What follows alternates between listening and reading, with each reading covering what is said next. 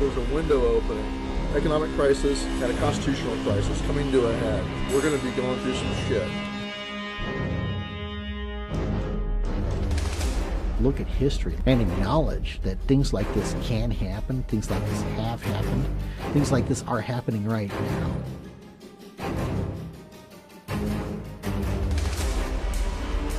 The gray state is a part of this Orwellian nightmare that's being set up. Their vision for what's next is a global Fed and even more power.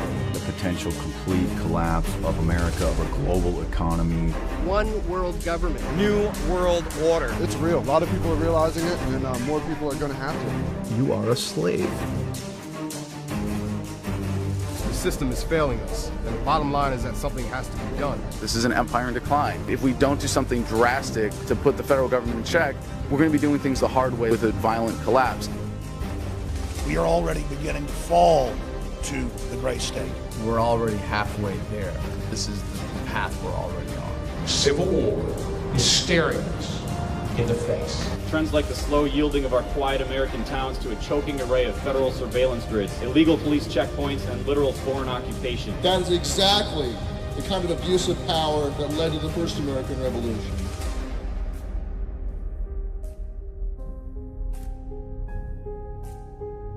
What is it that keeps it from happening in the United States? Is this the kind of world I want to live in?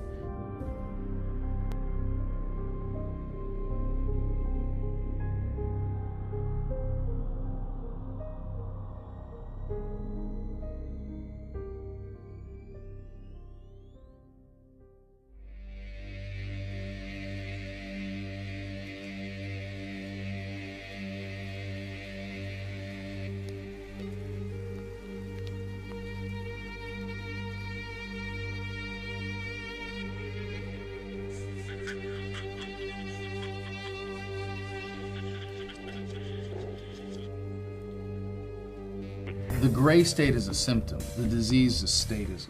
The morality that we expect ourselves to adhere to, the standards of behavior and conduct. Like when you were taught in kindergarten, don't hit and don't steal, it wasn't unless you're a cop or an IRS agent. You know, when you learned thou shalt not kill, it wasn't unless your dear leader gives you a gun and a badge and a one-way ticket to the other side of the world. Those were moral absolutes, but what we are doing now is institutionalizing them in government and creating this moral exception for people that have the socially granted monopoly on the initiation of force over a given geographical area by calling it government and pretending that it's good for us. The only thing that makes the government different from any other organization is the government has the ability to compel people to do things via force. You got to look at that whole idea that it's okay for us to do this, but not for you to do this. They want you to feel defeated, they want you to feel powerless, and that is how they basically get away with rape, theft, and murder. It's like massive Stockholm Syndrome. We see it every day. We see it in the news. We see it on headlines, but people still don't acknowledge it. We are already living in a world where government has become a detriment to human liberty by any measure. It's such an obvious level. We are already going into a scientifically designed Orwellian control system that is meant to use humans up like natural resources. The stripping of your rights, your liberties, your freedom, private property, even your free will. That is the gray state. And yes, it is real, and yes, it is here.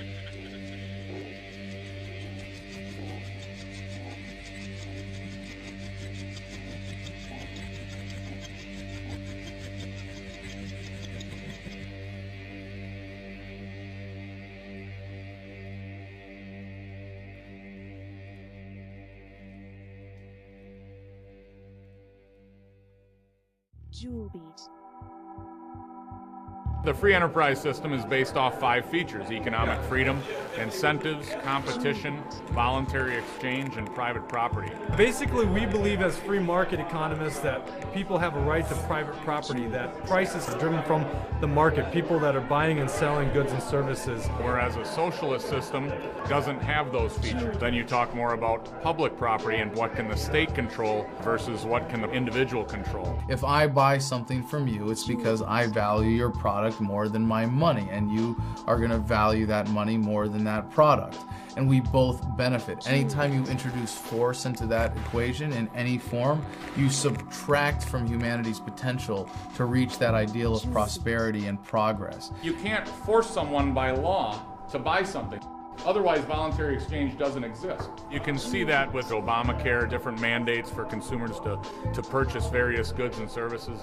So that is a progression towards socialism. You're mandated to purchase certain items from the state. Individual people can do much better in bringing up an entire economic society by themselves and not being ordered to do certain things. Command economies, that sort of thing. That's why all command economies essentially fail. That's what they did in Europe. You couldn't keep the benefits of your own labor, your own hard work and sweat. It would be confiscated by some corporate entity that had control over the monetary system. We had a nation of producers. We had a nation of people who were free to innovate and create and then be allowed to reap the benefits of that creativity. If you invented the television set, the state's not going to come in and say, we're confiscating that from you for the public good. You were then allowed to market it. It generated wealth, savings of money. You had more and more local hardware stores competing against each other. When you have greater competition, you have reduction in prices. Obviously, the people who can provide the highest quality product, the lowest price, are going to win out. Those who cannot will fail.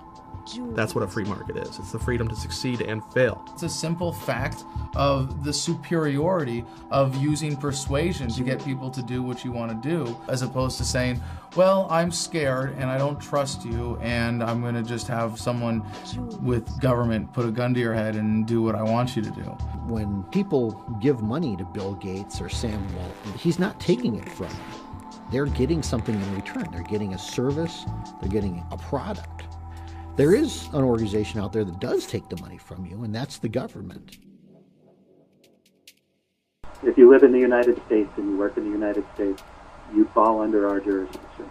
Does that mean that everyone in North America is a slave to your company?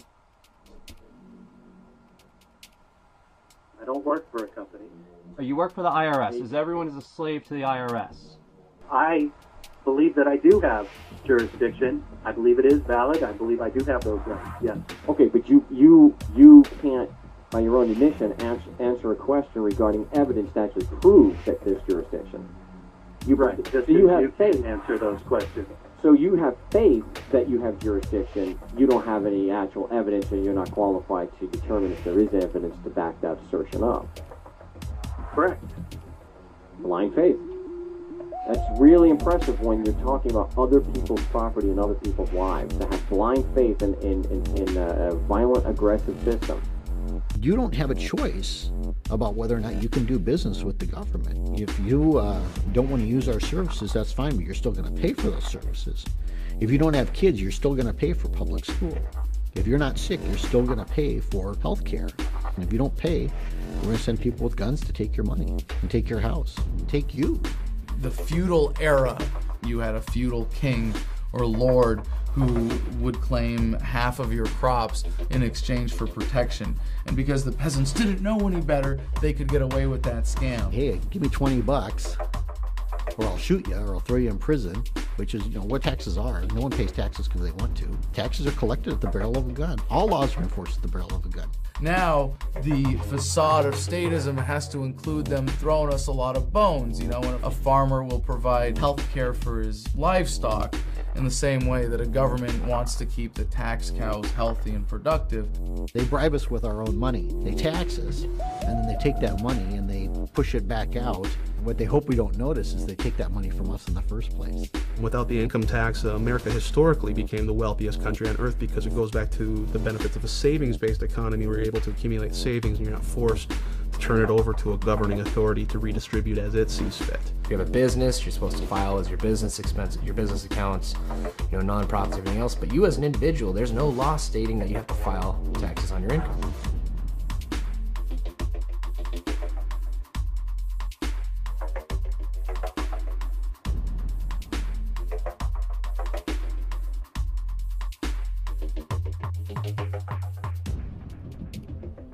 Understand that your income tax is a farce. The 16th Amendment of the United States was never properly ratified by Congress.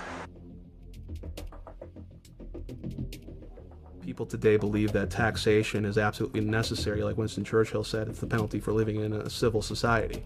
This is not true. We lived without an income tax. New Hampshire today still exists without the income tax, and they're thriving. They're doing fine. You think it's moral to force people to follow your rules, and you think that's moral. You think it's moral to force people to do what you want and to pay you. And we don't believe it's moral to force people under threat to I disagree with the word force. Yeah, I disagree with the word force, but I think it's moral that you should have to pay your taxes, absolutely. So it's moral to force people to pay for services they may or may not want. Yes, it is moral to pay for things that you may or may not want. So by doing things voluntarily and not using aggressive force and asking questions, that to you is immoral. But the opposite of being involuntary, using aggressive force and not questioning, that's moral to you. One reason why the income tax is so detrimental, it's based on the assumption that the government owns everything, and they allow us to keep a certain percentage under their conditions. Which proves the point that even a 1% income tax is morally wrong because it sows the seeds of destruction.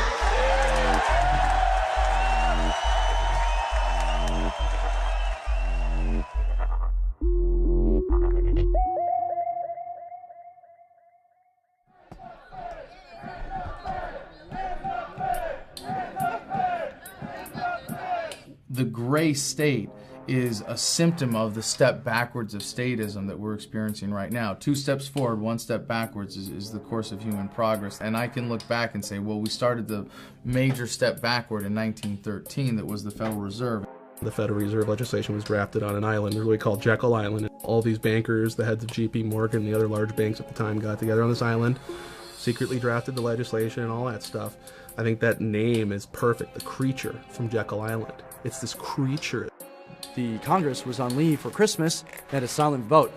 Less than 10 votes. They actually got through. And all of a sudden, the Fed Board of Governors became the all-powerful entity. So what you did was you gave someone a monopoly, and then they brought that monopoly into D.C. No different than the IMF today, no different than all the corporations and all the guilds, all the unions that are coming to D.C. to seek their monopoly favors. So basically what it is that the Federal Reserve is 80% owned privately, but yet it prints our currency, depicts our interest rates, tells us how much commodity products are. There's nothing federal about the Federal Reserve. It's a private establishment owned and run by offshore banks. The Federal Reserve is a criminal organization. Did you people know that America doesn't even own its own money supply? It's within our Constitution to be able to print our own money. Congress should have control over it. The Federal Reserve took that away.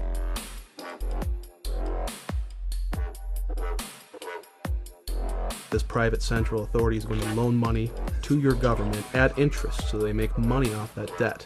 And then the federal government pays them back plus interest via taxation. And basically it prints false money, money out of thin air. I look at it as the age-old struggle of the philosopher's stone, where we used to try and find a way back in the old days to create gold, which was money and always has been money, out of lead, and they never could figure out a way to do it. So that's sort of like the rapture occurred when they realized we can substitute gold with paper money, which we can create infinitely at a very low cost.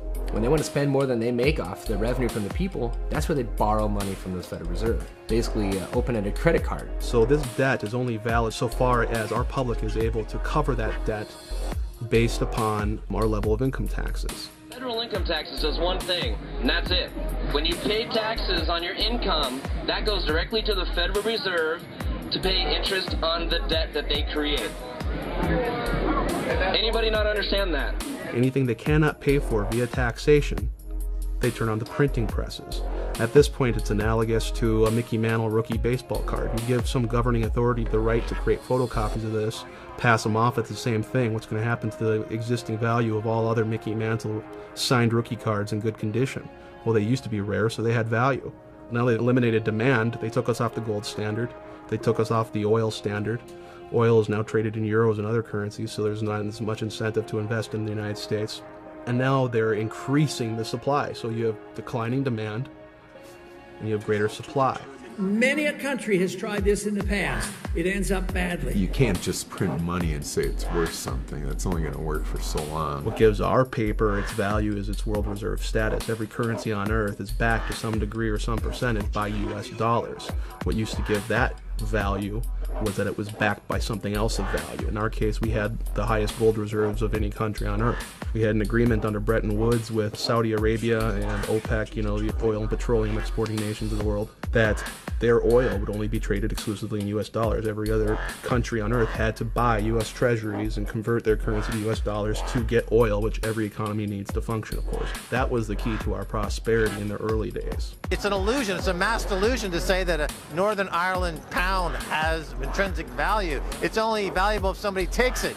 And if you go try to spend that down in London, 9 times out of 10 people say, I don't want that. That's not real money. That's not a British pound. It's a symbolic representation of an exchange medium. That's the beauty of gold, silver, and other commodities. They don't lose their value. It just is what it is. It discourages moral hazard and unnecessary risk. If you couldn't afford it, you didn't buy it. This was not poverty, this was responsibility.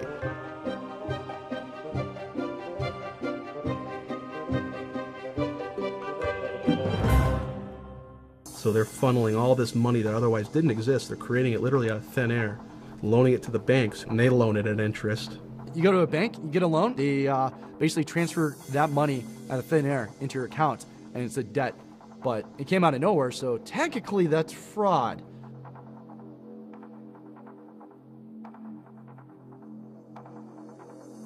Since the 1970s, we did not have the ability to cover our debts via taxation. It's not popular to raise taxes. You're not going to vote for the politician who does that because that gets old.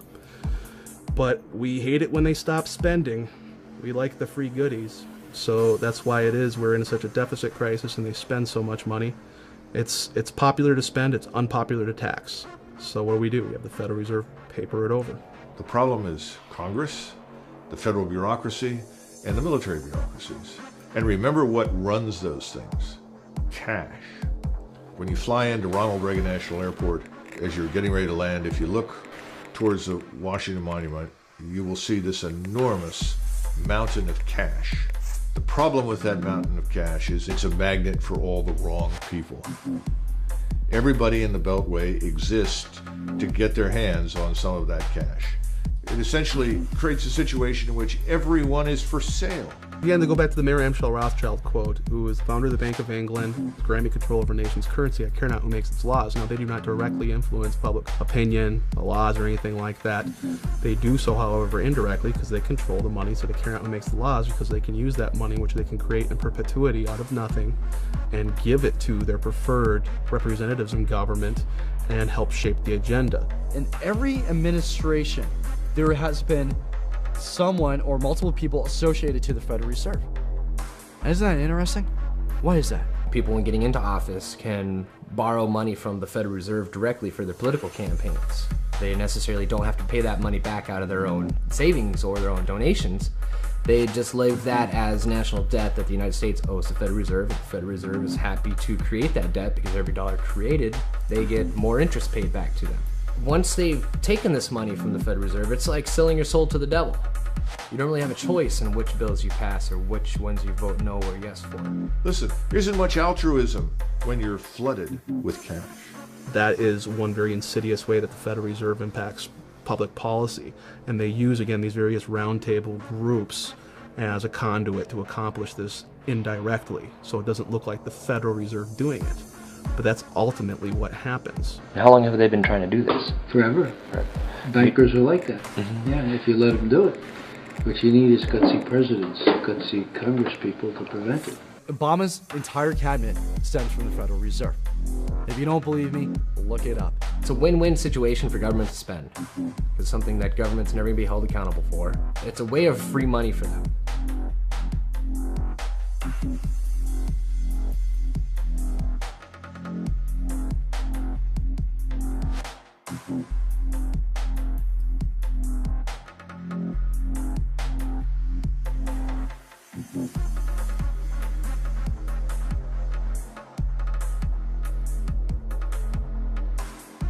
The elite use the banking and financial industries as a mode of control because either you're owned by them or you owe money to them.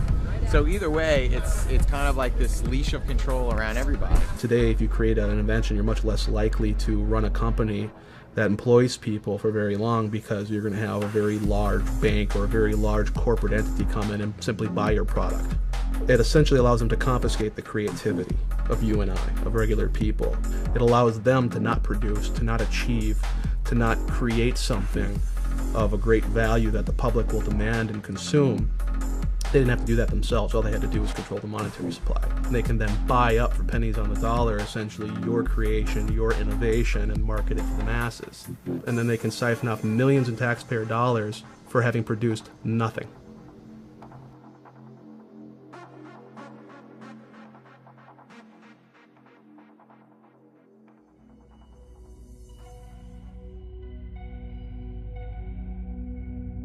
As humans, we're designed to worry about the next tribe coming over and attacking our clan. And men are designed to look out towards the horizon and see threats. But we only see military threats or criminal threats or thugs. We have not been designed to see corporate threats where global corporations get their people into government, then the traders in government create new systems and sign government authority over to that. The conspiracy is one of human nature, and the moneyed powers using that moneyed influence to appeal to people's own based instincts and their own self-centeredness. You have to ultimately, in a free market, assume the risks and responsibilities associated with the freedom, again, to succeed and the freedom to fail. We don't have that. What you have today is a corporatocracy. You can essentially fail and you don't have to worry because you're going to get bailed out by the taxpayer. That's not a free market. We don't have a free market. We have intertwined corporate interests, right? We have the hydra of these corporations that are addicted to cheap money, free credit, created by a privately owned corporation that monopolizes the creation of money. So the Federal Reserve is going to create Mickey Mantle baseball cards ad nauseum and infinitum. They're going to just print them out to cover all these bad debts that went wrong when Goldman Sachs, Federal Reserve shareholder, decided to sell a whole bunch of these securitized mortgages thanks to the repeal of Glass-Steagall to foreign investors all over the world. That went bad and they knew would go bad. The fraud element comes in, they knew they were going to go bad. So the Federal Reserve creates moral hazard again for these large banks by saying, don't worry, we'll paper it over. We are in the midst of a serious financial crisis, and the federal government is responding with decisive action. Over 700 points. Apple shares are just getting hammered. We're down by between 3 and 4.5%. A national rescue plan. $85 billion deal. The worst economic crisis facing the United States. There are going to be ominous consequences. We're in the last days of this country surviving. Supply urgently needed money so banks and other financial institutions can avoid collapse and resume lending. We bailed out the guys that created this mess. And those are the last people that should be bailed out. These people shouldn't be granted a free pass. Not passing a bill now would cost these Americans much more later. There would have been a depression for the rich people. They would have gone bankrupt, and instead, they got the bailouts and we got the bankruptcy. People accepted it. People were like, yes, good. Well, at least we have jobs. At least the banks are okay, because that's where our money goes. And every time they manufacture a depression in the marketplace, they receive a bailout. Smaller competitors do not, so they can buy up the assets, again, the things of tangible, actual value from the productive people in the economy, and they're confiscating it on pennies on the dollar, because when you're liquidating in a Chapter 11 bankruptcy situation, you're going to take whatever you can get. Then Goldman Sachs, JP Morgan, Bank of America can swoop in, take control of all those assets. They didn't produce anything. They didn't make anyone's life better, but they're rolling in the dough, aren't they? The primary problems here is that there's an absolute unification of money and power and government, and you need to try, for the sake of sanity and liberty, to try and prize those things apart, because at the moment they are one. Is this triangle: corruption leads to secrecy and incompetence. It just breeds all this, and they just want to keep everything quiet. In the Roman period, they used to talk about bread and circuses as entertainment for quote-unquote the mob. Let's increase prosperity and standard of living. Everybody gets to drive a better car. Everybody gets to live in a nicer home. And what we really want people to do is go to the mall and shop and be entertained. They've been very successful in turning the body of the American population into sedated consumers. Well, you can only sedate the consumer so long. When the consumer runs out of his ability to consume, when he suddenly wakes up and recognizes that what he thought he had, he doesn't, the money he thought he had is gone, the wealth he was promised is vanished, that's when the game is up.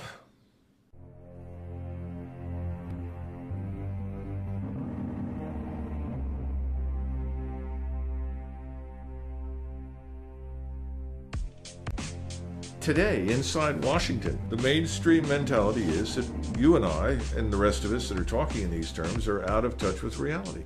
They cannot begin to comprehend what you and I are discussing today, and I think that's very important for your viewers to understand. Our banking system is a safe and a sound one. Our deficit problems are completely manageable. Everything will be fine. We'll pass some reforms, some new legislation. We'll make it all right. Part of the scam of government by printing money, by borrowing money. We don't have to tax people directly. We can commit intergenerational child abuse and pass that bill off to the people who are unborn, who, when born into America, have a $45,000 stone around their neck as their share of just the federal debt in its most conservatively estimated forms. People keep throwing around these numbers that were 15 trillion in debt, 16, 17. Those are all old numbers.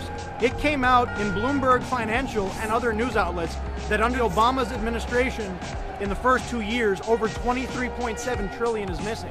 And those are old numbers, and that's on top of all the missing trillion from Bush. You had $1 million and you started counting one at a time. It would take you 11 and a half days to get to 1 million. If you were going to count to a billion, it would take you 31.7 years. In 1 trillion seconds, it's 31,700 years. That's the difference between a million, a billion, and a trillion. So a million seconds ago, 11 and a half days ago, a billion seconds ago, 1980, a trillion seconds ago, 29,688 BC. The way Bush has done it over the last 8 years is to take out a credit card from the Bank of China in the name of our children, driving up our national debt. Raising the debt ceiling, which has been done over 100 times, does not increase our debt. We have now seen our national debt go to the tune of $211 trillion if you consider all the government guarantees to workers for their retirements and their pensions, etc. We're at a point now where if you were to tax the American public to the tune of 100% of their income for the next 20 years, you wouldn't put a dent in the interest. And we see the economy falling apart. And before, people said, you know, I can't really believe that this is all by design. How do just tens of trillions of dollars go missing? And then Ben Bernanke, the Fed chairman, just laughs at congressmen and senators when they ask him, hey, where's the missing trillions? Some of the heads who were in charge of the accounting said, we just don't know where it went. When everybody's struggling in this economy, Ben Bernanke's out celebrating at this huge gala event with all these rich, elite, powerful people. And meanwhile, there's children starving. What'd you do at the 2008 Bilderberg meeting? I'm not doing any press today. For people in high office and high places, there is no accountability. And they like that. And it's a wonderful situation to be in. Never having to answer for what you've done. If the government deliberately devalues and destroys the value of the currency, it will destroy the middle class and the wealth will gravitate to the wealthy. So when you print money, you literally expand the gap between rich and poor. We are in debt, our kids are in debt, our grandchildren are in debt.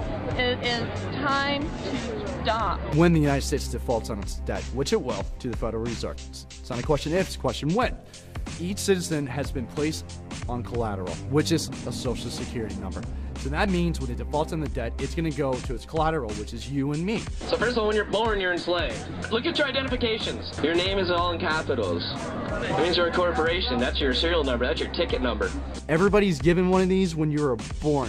Okay? That's your PIN number, meaning that you're going to pay interest to the Federal Reserve System, you know, as you grow up and get older, because the Federal Reserve borrows against us as debtors. This, proven the fact that you're a number.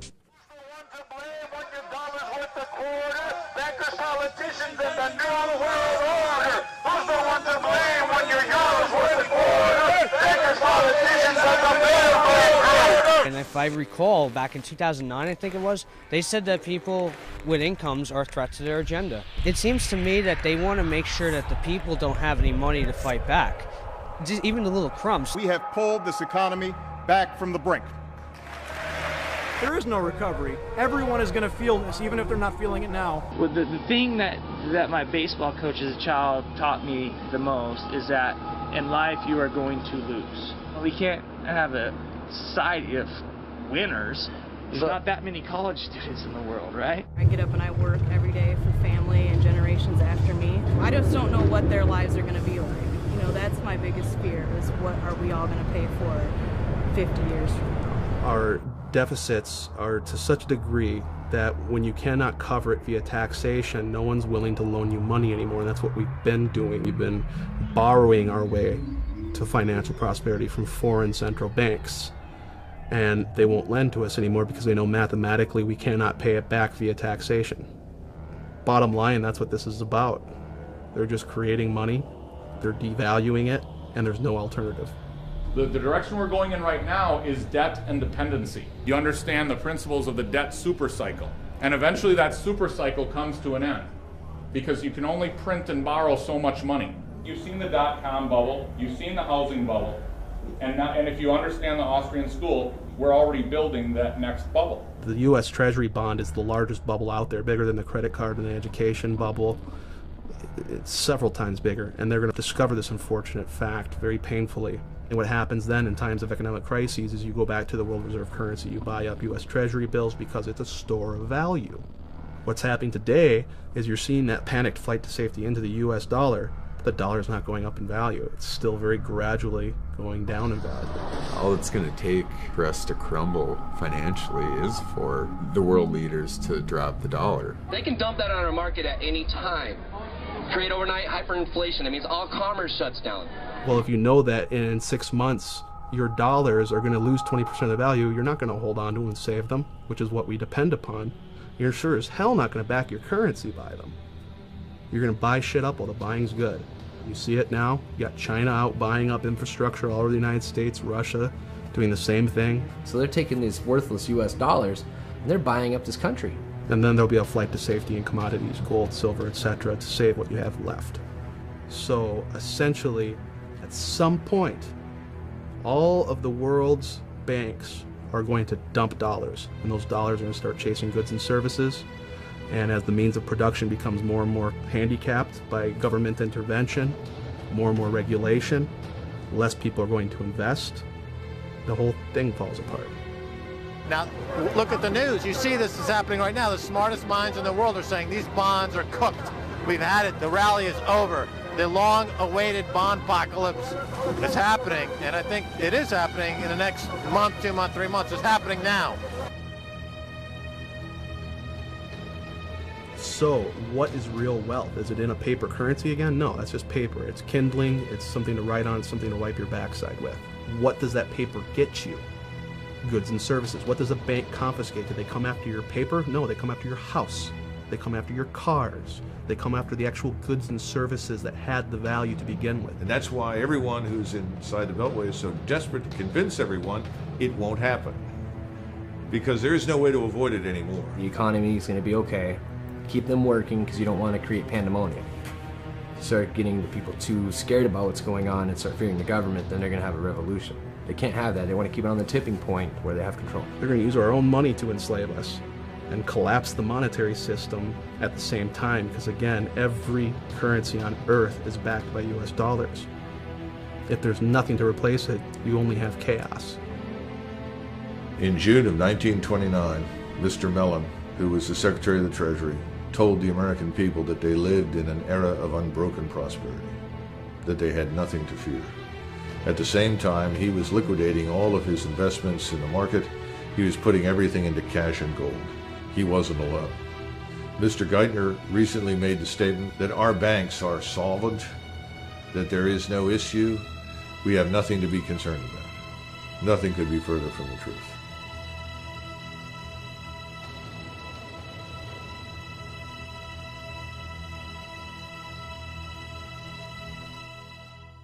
Jewel beat.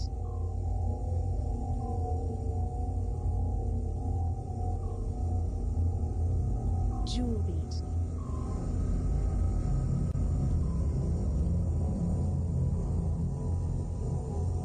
The whole idea about conditioning the kids is the idea of creating a new generation that thinks differently than the previous generation. Teaching the kids that they should think a certain way, or they should feel a certain way, or they should vote a certain way. Jewel beat.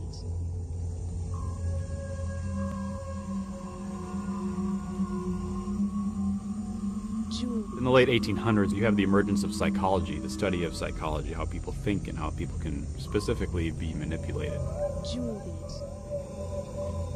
If you're familiar with the psychology of B.F. Skinner, what he would have you believe is that human beings are not creatures of introspection. They're not creatures of internal cognition. They have no soul, they have no thought processes, they have no free will. What they are animals to be trained. So you have Skinner's operant conditioning chamber, or the Skinner box, where he trains mice to perform for him based on a system of punishment and reward. Essentially what it does is it bypasses brain function and goes straight to an animal training method. You create a problem, offer a solution that drives them toward a pre-designed response. This is called the Hegelian dialectic. The Hegelian dialectic is a formula and a strategy for creating a problem to then offer a solution that you have to the very problem that you've created to get the outcome that you desire, that you wouldn't have been able to get if you didn't create the problem in the first place.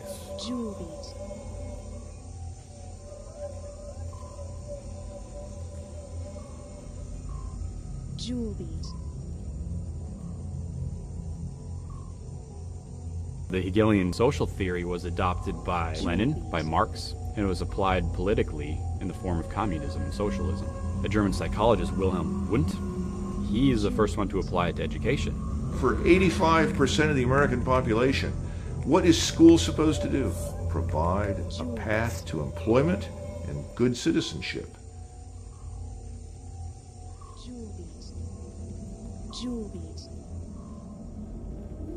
I'm not going to go into a lot of great depth and detail in the Council of Foreign Relations, but you're looking at an organization essentially set up by Rockefeller and other central bankers, people who are responsible for the creation of the Federal Reserve, to debate education policy in the United States. It used to be that education was run by the states. Today you have funding and financing taking place with the federal government, whereby if public schooling systems don't do what they want, they get their funding cut. The Reese Foundation, the Ford Foundation, the Carnegie Foundation, and the Rockefeller Foundation, all these major foundations that can actually give American taxpayer subsidized grants to individuals who do things according to their criteria. A tax credit is when you get to keep your money because of some reason. A subsidy is when I, the government, actually collect that money, and then I turn around and pick a certain behavior that I want, and then I subsidize that. This was revealed in the book Lines of Credit, Ropes of Bondage, in which H.R. Gaither of the Ford Foundation revealed to Norman Dodd of the Reese Foundation that they were taking their directives from the White House.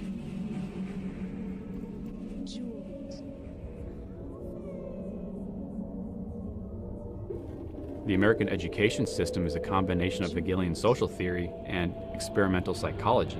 They destroy things like competition between students, because if they tell you there's no competition, there's no reason to exceed. There's no reason to excel. There's no incentive for upward mobility. There's animal training for the workforce. So you have to attack the families. You have to say parents aren't fit to be parents. So the state has to come in and control that. And then you have to control what the children are eating, what they're being fed, what they're being taught, what they're watching. Because you have to begin to set up the generation gaps. And that's the whole idea behind working with the kids and dealing with our kids, this concept of in loco parentis, that the school is the parents when the parents are not there. Most people are too busy working the 9 to 5, and now that 9 to 5 is turning into 9 to 9 to be able to just survive, crippling the amount of time we have to transfer knowledge and information to our children, our young. So by making sure both parents are away from the children at work, they can guarantee that the social environment of school, preschool, daycare is going to be able to give the children the knowledge that they want to. And what you have is the degradation of the individual, you have the promotion of the state, and you have the elimination of the middle class. Now, under this operant conditioning from Skinner, and under a system of reward and punishment, the only thing you learn is how not to get punished and how to achieve your reward. You're not going to come away from this system thinking, I'm going to stand up for something because it's right. You're going to do it because there's either reward or consequence involved. They're being trained to enter the workforce as a valueless cog in the state.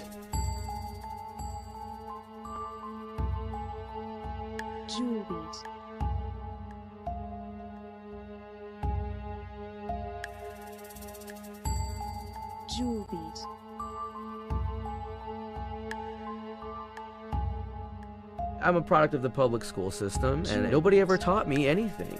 I mean, I think we read the Declaration of Independence in the 5th grade, possibly. But I think the school systems are designed to keep people uninformed and to not understand the scope of their rights and where they come from. I think the powers that be would ultimately love everyone to believe that their rights come from the state. It takes about 20 years for this sort of system of thought to instill itself in a generation, unchecked by traditional values. What you see is the same system employed by Stalin. And basically this is being done in America right now.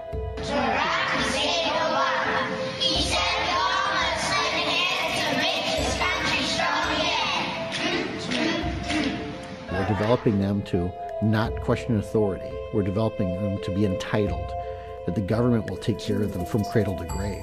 These efforts have been pretty successful. No one questions their shackles if they're born into them. Jewel beat. Jewel beat.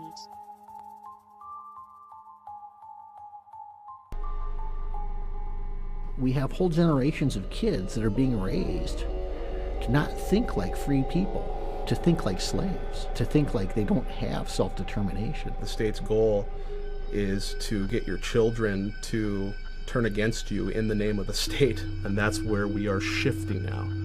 We are shifting from an individualistic paradigm to groupthink. They want to be led. They want to be sheep. They want to be part of the masses. Critical reasoning, critical thought, individualism. I mean, those are huge concepts. I mean, they're universal concepts, but to be able to control the masses, you have to get rid of that.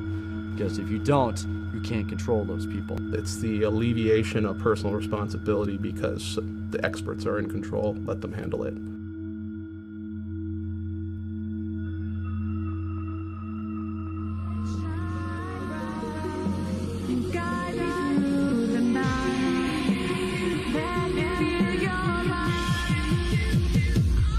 Hello, New York!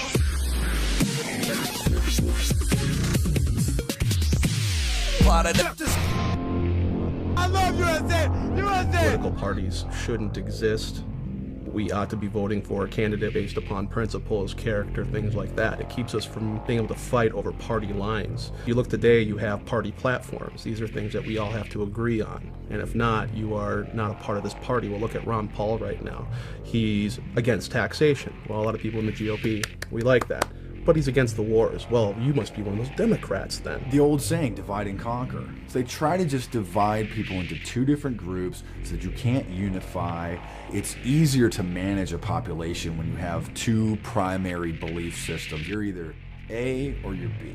These people are conditioned to think a certain way and support a certain team. You know, they pick their winning team, whether it's Democrat or Republican, and then that's their guy. And it doesn't matter what that person votes for. As long as their guy wins, they put their pennant up, whether it's got a donkey or an elephant on it, and they wave it, and they say, my guy won.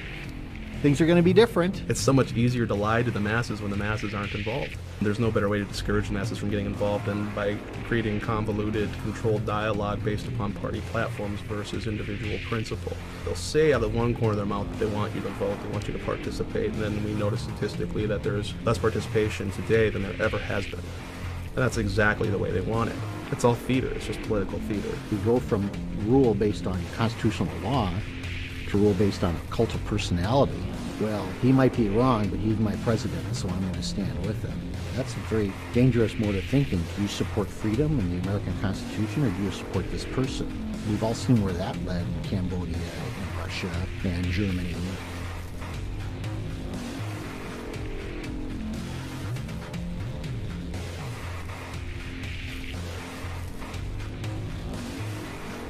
Bush and Cheney.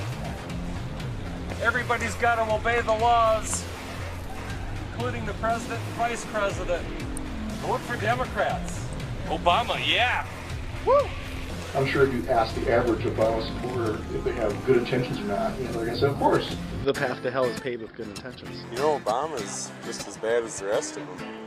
Why do you say that? What's he done? He's one of the most war-hungry presidents we've ever seen. He has not fulfilled any of his policies that he promised at all. The economy is still tanked. The taxes are still high. I'll make our government open and transparent. One of my priorities as president is opening up the White House to the American people. That White House tours will be canceled till further notice. I intend to close Guantanamo, and I will follow through on that. We will bring an end to this war. I will be held accountable. These are bills that Congress ran up. You will not see your taxes increase one single time. Cut the deficit we inherited by half. If I don't have this done in 3 years, then there's going to be a one-term proposition. If you had a spouse who broke their promise 95% of the time, you get a divorce. This is all fact, but people still support him. Obama's name is in the Bible. I prayed and I believe that God picked the right president. The Obamanoids. You're going to have 20 to 25% of the American public who will always support Obama no matter what he does because their own ego is on the line and they won't admit it. Actually, those are not facts. What you just stated, those wasn't facts. Everybody's happy to re-elect President Obama!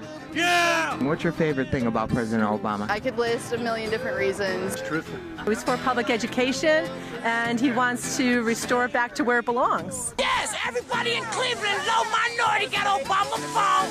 Keep Obama in president, you know? He gave us a phone. Healthcare. Healthcare, yeah. Healthcare. His public speaking skills are immaculate. Yeah. He's so smart, he was funny, he was captivating.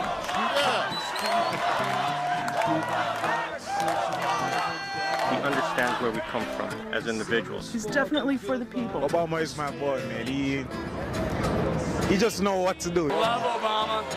Let's go. Time to party. Let's go. I can give you 100 reasons. Give me three. Three main reasons. First of all, Obama is ensuring that And the American people have been complacent over the last several decades. They've enjoyed unparalleled prosperity. And let's face it, the average American on the street, he's not interested in what's happening in Kuwait. He could care less about Libya or something else. And so if you tell him, well, listen, we're bombing for democracy, goodness, freedom, human rights, so he said, okay, it doesn't affect him. He doesn't have to go. Children don't have to go. There doesn't appear to be any risk to him. Now that's changing. He's done everything Bush did, but more. Oh, I don't agree with that. Well, he had to continue what was started. You can't just say, okay, we're done. Well, sure, he didn't end the wars, but there are wars now, so we're in support of it. And, oh, well, sure, he hasn't completely pulled out of Iraq, but at least he's reducing the number of troops there. Oh, so it's diet tyranny. It's tyranny light now. There's a lot of other reasons why I'm going to vote for Obama, and hearing that stuff honestly doesn't change it. For the greater good, most of the policies he's put in place, I agree with. He's challenging the status quo. Well, he is the status quo. Obama's going to take us forward. the president and the first lady are kind of like the mom and the dad of the country. And when your dad says something, you listen. I pledge to be a servant to our president and all mankind. Because together we can, together we are, and I know together people who have destroyed relationships with their families when they realize that their neocon uncle and their liberal cousin weren't just well-intentioned, that they were creating a justification for coercive government in ideology, that they were externalizing their own desires to control others, and that was reflected in those relationships. It always is. I mean, no evil person or evil group of people are ever acknowledging that what they're doing is evil. I want nonviolence. Yes, I want so do universal I. nonviolence. No, you don't. You're an Obama supporter. Do you think he wants to go kill people with drone strikes? Well, then that's why what he wants to do? He orders it done, so I would assume. All right, so. you're out of your mind. People are aware of the truth. People choose not to accept the truth. There's a difference with this. People who are completely unaware of the truth, those are becoming few. It's self-deception. How can you be honest in a political debate or any other contest if you're deceiving yourself first? The people who will, just do what the party wants and do what they're told and vote the way they're told, and they just keep voting for the machine. After a certain point, there's no more deniability. They can't say, oh, I didn't know, or I didn't understand.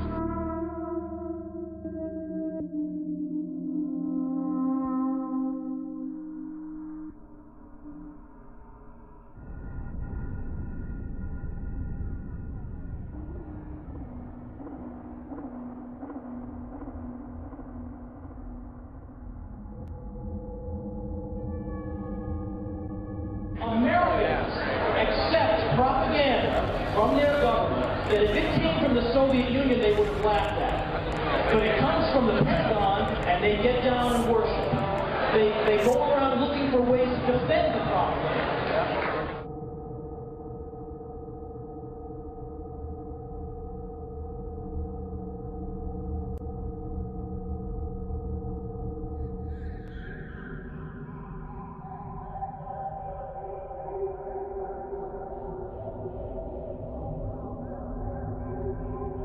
You can find people all over that will say that we should end the war, but they have a lot of trouble saying that when they meet a soldier. It was actually my older brother who talked me out of joining. We had a lot of conversations about the bravado of the current U.S. military forces, the the attitude. If you ever go into the military, it's definitely about psychological conditioning. It's the idea that when life and death is on the line, you cannot afford to believe anything but the fact that you are the biggest, baddest force on the face of the earth.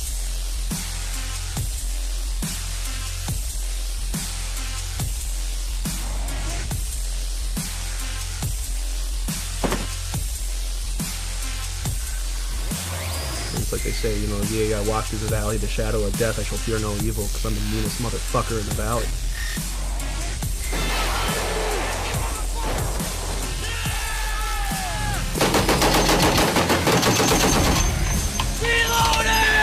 War is like a big video game that I can watch on my TV. And isn't it cool to see all the U.S. flags all over the foreign country, showing how the occupation is proceeding? They want you to believe that patriotism means that you support everything the government wants. If you don't support it, you don't support the troops. Another day, man. Another day.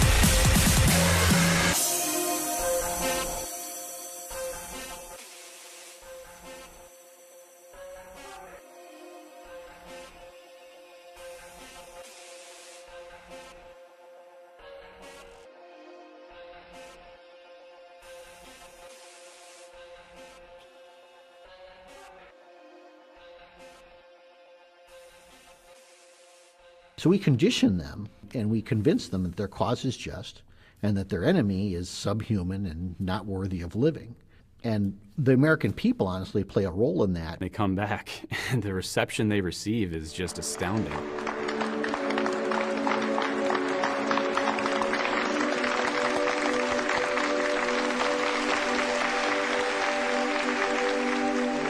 These brave soldiers that come from a combat zone defending our freedoms, let's give them a round of applause.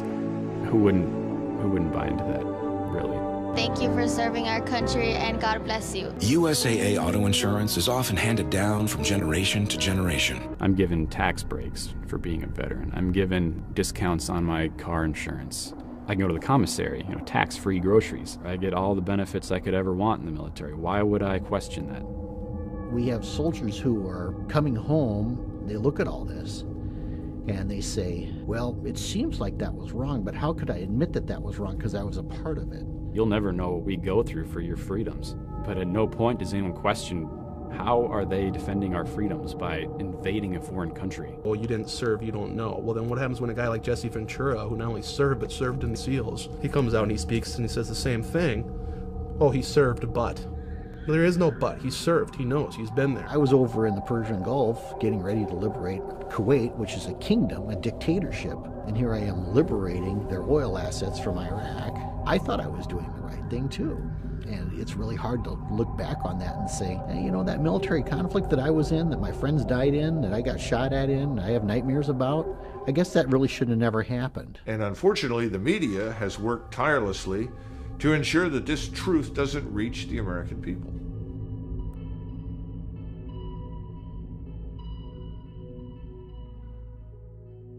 In the past, we had the media to watch the government and keep them in line and ask the tough questions. You all remember those clips in the old days, the black and white, and you'd see the news guys with the fedoras, yeah. They'd always go up and they'd be in people's face with the big flash bulbs, Senator, this happened. You'd always hear, politicians being held accountable, and they're always being asked questions, and you don't see that anymore. Leaders have found a way to cull the masses into their own ideal sets. And whether that's through bread and circus, such as the Roman Empire, or today through the mainstream media, they get to decide that, yes, you're going to be obsessed with American Idol for over a decade, and when that starts to wane, we'll come up with Dancing with the Stars, and let's really be concerned about who wins the Super Bowl. 3 keys to power are banking, the media, and politics. If you own the banks, you can buy the media, you can buy the politicians. If you own the media, you can control what people see, what people think, you can largely shape the culture, you can create and shape people's fears, people's desires, the perceptions that they have of events. In high definition. Piers Morgan, live. This is an ABC News.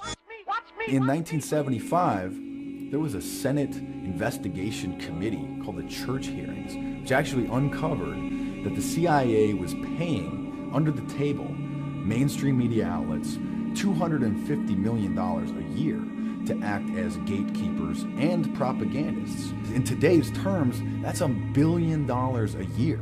Of course, they say they don't do that anymore, but it's foolish to think that they don't.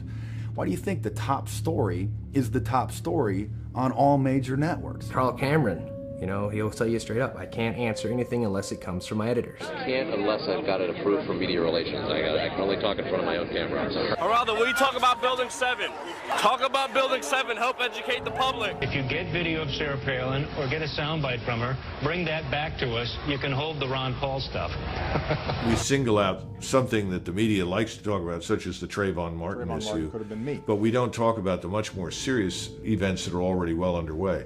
When was the last time you saw images of caskets coming out of airplanes? You never do. So that's never in the mind frame. It's this happened now, Paris Hilton fucked somebody else. Let's spend 2 weeks on that. You can't say that this isn't newsworthy. Obviously, there is a blackout in effect. The mainstream media, though, wants to stay in business. And if they suddenly discover that the people listening to them don't want that message, they're not interested in listening to it, they'll change their tune. A lot of them are doing solid investigative journalism. Watergate, people were held accountable. People were fired. People were demoted. People were dealt with. There were prison sentences handed out. At least there was the illusion of some kind of accountability back then. The Obama administration was caught red-handed supplying weapons to the Mexican cartel. Why? Because the CIA wants a certain cartel wiped out, protecting their own drug interests. What happened? Nothing. The American citizenry now, like you've said, Fast and the Furious, they've done a great job. We just don't give a shit. First of all, I think that they shouldn't give us too much information, because anything that you and I can watch on television, our enemies can watch. Really, it's better to not say too much. Don't worry about it. You know, go back to sleep. It's amazing. The mainstream media can actually do its job, and it doesn't matter. The American public is now in a state of apathy, almost a state of numbness. And that's what I see, is like this is an entire country of people who are turning against the truth.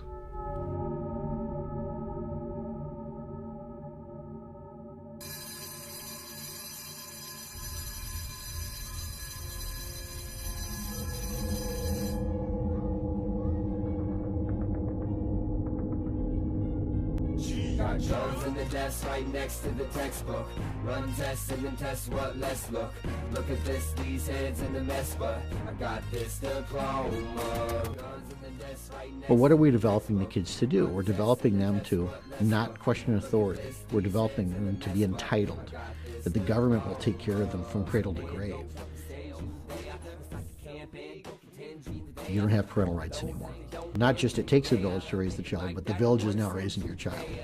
When we condition the kids, what do we condition the kids to do? You know, we tell them always share, always work in teams. See that table over there? We have 6 people sitting around. We always put 4 toys there. Not 6, but 4 toys. Because these kids have to learn how to share. And that's a good lesson on some level. But what we don't teach the kids is that it's okay to keep the fruits of your labor. It's okay to work hard and earn and benefit from that.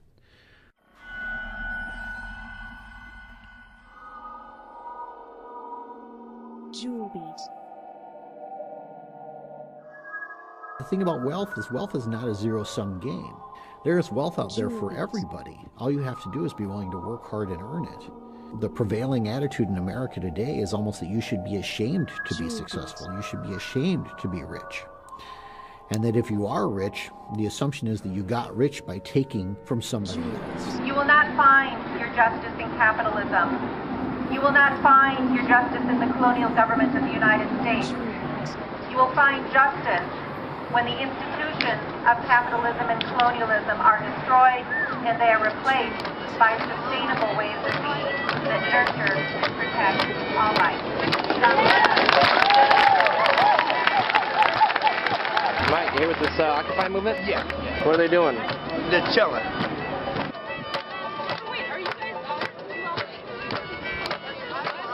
Capitalism is people with a lot of capital who want to make profit. I don't have to look it up. I know it. The rich, they keep getting richer. The poor man, he stays poor. The rich man, he does.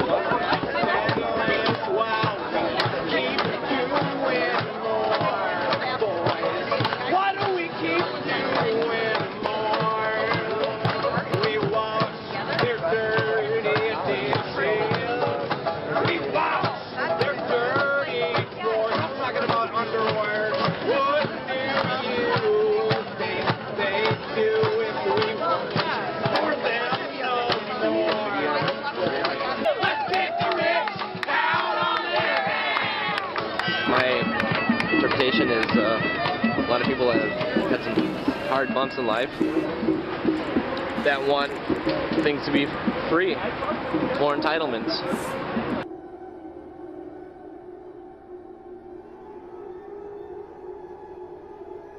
What people are calling for in Occupy Wall Street is like, well, goddamn it, government, you need to do something. This is why we're losing all of our rights to too many people that are being dependent upon the system. We want to get all the free stuff. Where is my free stuff at? Nobody wants to hear this, do they? Getting my school loans paid for, getting my rent paid for, my food paid for. It needs to be what we can do for ourselves. I will put this damn mic down once you all turn our country into a socialist society and take away my right to speak. Choose to be complacent or ignorant, and that's fine. That's your right, too. This is how you disperse a protest movement. We have to ask a couple basic questions. The first basic question, what should the role of government be? Should the role of government be there to run the entitlement system? Should we believe this story that entitlements are rights? Yes, there's always an appetite for big government. There's always this temptation of getting something for free. And there's always the motivation, well, we'll help the poor people. You want to give free food, free medical care, free education, free houses, and everything will be okay. The lie at the core of collectivism is that it is all for the good of the collective. Once they get you to swallow that lie, any other lie they tell in service of that is not a lie. Orwell nailed it, freedom is slavery.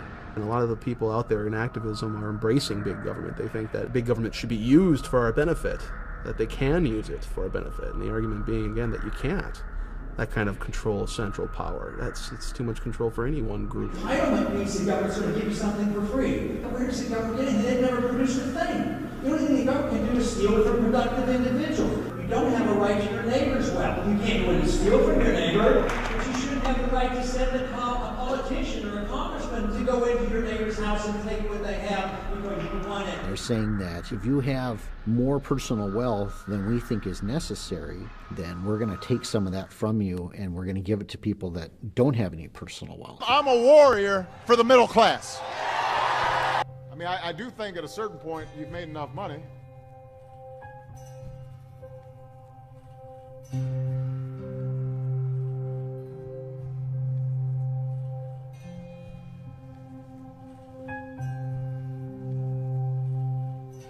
Those who grab the moral high ground and say that we're going to take care of the poor, what do? Welfareism and inflationism and socialism, they produce the poor. It's not in the best interest of the people that run welfare programs to get people off welfare. Their funding is based on the number of clients that they have.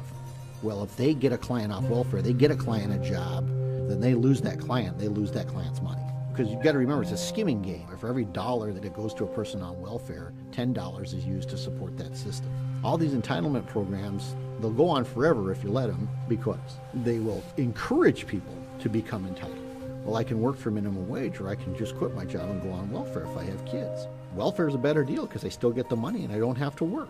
War on poverty? Are you kidding me? 47 years ago. And now we have 47 million Americans on food stamps in this country. So for 47 years we fought this war, bankrupted ourselves, and now what? We have cultivated this large underclass that has made itself dependent upon government, and government has encouraged that. The ruling elite love to create a nanny state because then you'll go along with their plan. You're not going to bite the hand that feeds you. And then the people who are getting the entitlement, well, what are they going to do? Well, they're going to vote for the people that continue the entitlement. We're saying to these people, well, you can't support yourself, so we'll just support you. But you got to support us when the time comes. We have historically been a bottom-up society. We're not a top-down society. You can't make someone equal economically to someone else by giving them something. Are you going to hear Mr. Obama talk in those terms? No, Mr. Obama says everyone gets everything for nothing in perpetuity. Don't worry, we'll print money. Don't worry, we'll do whatever is required. You can all be permanently dependent upon us, and that's a good thing. Honestly, it's almost like slavery. There's no personal freedom without economic freedom. If you don't have the means to earn money to support yourself, then you're going to be dependent on the government for food, for clothing, for shelter, for everything you need to stay alive. Because after all, look up the definition of the dictionary of slavery. It's ultimately boiled down to one word: dependence. If you are dependent upon anything other than yourself to provide for yourself, you are a slave. I won't have to worry about putting gas in my car. I won't have to worry about paying my mortgage. You know, if I help him, he's going to help me. The idea of self-reliance is gone. The idea of independence and individual freedom, the respect for private property, all of these things is gone. No. We can confiscate wealth from people that create it and give it to those who have none, and that will fix things. We've transferred $16 trillion in wealth since 1965 to the so-called underclass. The only thing the underclass has done is get bigger. They want that cradle-to-grave care from the government, and they want the government to use force and violence against people who are opposed to it. Well, I obviously believe that my ideas are persuasive enough and beneficial enough to society that people should subscribe to them, but frankly, some people don't, and yet... And at the end of the day, you'll use force against those people.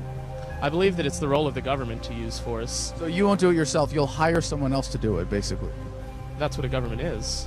The reasons people do violence, if you look at the psychological underpinning, it's fear, insecurity, and the desire to survive. So we turn to violence when we're not secure in those things, when we're not secure in our own sense of selves and our own ability to thrive. That's why government propaganda is always fear-based. It's difficult for me to think that if we lose our economic freedoms, we become dependent on the government for our basic needs. The next step is we lose our personal freedoms, because then starvation becomes a weapon. Now, if the food stops, if the free services stop, and I think that could easily happen, because I think this whole giant federal edifice could go under, then you're going to have problems in many of these urban areas. In fact, we've already got them in the form of these flash mobs. We see gang members who are committing welfare fraud, and they are killing middle-class people who work for a living and pay taxes. So these folks, they're not going to support this welfare state, but the people who do support the welfare state, well, they're going to go and kill their political opponents. We're already seeing this violence. This has already begun. It's just not covered in the media. We don't talk about it. We had an example, a beautiful example of minimal power in our government, and then we had maximum productivity and maximum wealth. But today we think too much of the wealth and believe that government provides this, rather than understanding that wealth and prosperity comes from freedom and productivity and not from the government. When we had a freer market and sounder money and limited government, the middle class in this country was the largest middle class in the history of the world, and it was the wealthiest middle class in the world. Madison said it very well. The purpose of government is to protect the unequal distribution of wealth. Mr. Obama wants to destroy that unequal distribution forcibly. Personal responsibility, self-sufficiency, independence, all these things. You can't have that without recognized individualism. Individualism is now being demonized. You're selfish if you're an individual. You need to be thinking about the whole, the needs of the whole. Well, of course we do. We all do. And we discussed 250 plus years ago that the best way to go about this is by securing individual rights. But you can use the needs of the whole as justification for all manner of tyranny. If you're looking for a leader, you're going to get a master, and you fucking deserve one. The most ancient divide in politics remains to this day the fundamental divide. The legalists, as they were called, and they were chiefly the people in the governing class, just as they are today, and we would call them totalitarian, who believe that every aspect of our lives should be dictated and ruled and pushed around by government. Instead of a political continuum being a line from left to right, it was really a circle. And that all political systems had to be judged by the amount of bodies that they stacked up. At the bottom of the circle, cheek by jowl, was communism, Nazism. Moving up the scale, you had socialism, fascism, all of the various collectivisms that subordinate the individual. And at the top was the constitutional republic of the United States. Free men, free markets, rule of law, ordered liberty. What the Chinese used to call the Confucians, the libertarians, the live and let live brigade, the free marketeers, the small government men, the small tax. Us. This is a country of individuals. What sets us apart from Western Europe around the time of the founding of this nation is that you already had socialism already in Europe. It just had different names. You know, whether you call it socialism, communism, monarchy, the end result is the same. A small oligarchy of people are in control. 90+% of the masses are out of control. Our country is hijacked by a bunch of cretins and draconian legislatures who have grown complacent and comfortable as they receive from us the best health care in the world for free, six-figure salaries, the best business connections that corruption can buy. Our government's supposed to be, well, first of all, transparent, but also should be doing our will. They're just our representatives. They don't respect the Constitution, nor do they respect the will of the people, nor do they respect, the principle of the sovereigns, knowing what they're doing. So they presume that they're somehow, the appointed elite. They believe they were born with spurs on their feet, and the rest of us were born with saddles on our backs to be ridden. This is the attitude they have. It's really kind of modern royalty. It's perfectly expressed in, we are the board. You will surrender to us. They presume up front that they have the right to direct you because of this larger idea that, oh, by the way, only serves their interest. That's the big lie of collectivism, because it isn't even about collective. It's about personal power of the people who direct the collective. They hate the idea that ordinary smelly people should be allowed to have a say, when government should, in their view, be in the hands of the great and the good who deserve to exercise it. A new aristocracy of blackguards.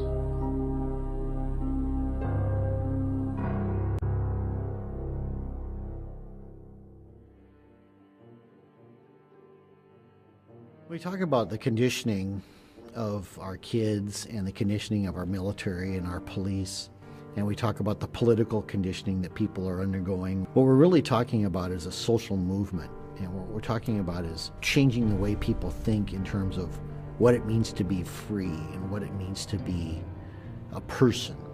The Declaration of Independence said we hold these truths to be self-evident. What the Founding Fathers were saying there was, this is obviously the way it is. There's no question that all men are created equal and they are endowed by their Creator with certain inalienable rights. What they're saying there is that, plain and simple, by the nature of being a human being, you simply are allowed to be free, to have life, liberty, and the pursuit of happiness. That might be one of the reasons the Constitution is not taught in our public schools, because if we raised up a new generation of individuals, they might realize that this whole system of government is unconstitutional. We shouldn't have it. This document is the only thing that's going to save us, and if Barack Obama refuses to follow it, as he has demonstrated time and time again, nothing's going to change, folks. If you get enough generations that come up under this system, and they just keep injecting more and more and more of the tired old world saga of collectivism into the minds of the youth, then this is where you end up. Capitalism, people prosper. Socialism, people die. Millions. No.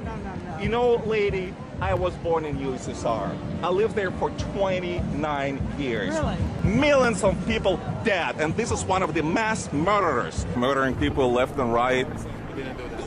Really? You don't think so? You're an exile. Really? You're one of the rich people they threw out of the country because you were robbing the people. Everybody was equal. That's true. Everybody was equally miserable and poor. If you live under a dictatorship, a communistic dictatorship, of course you're not gonna love it. Nobody loves it. They didn't let people leave. Right, yeah. They killed people. They literally shot and killed people who try to leave home.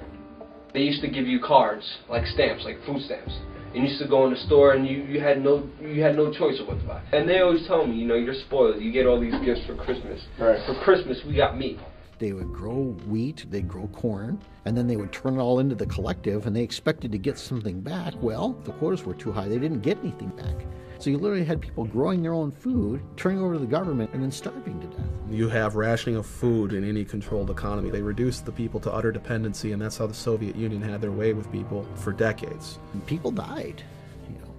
Thousands of people died. Well, my dad, put his whole life on the line to come here, because he saw it as a beacon of freedom. He saw it the complete opposite of what he was living under in Poland.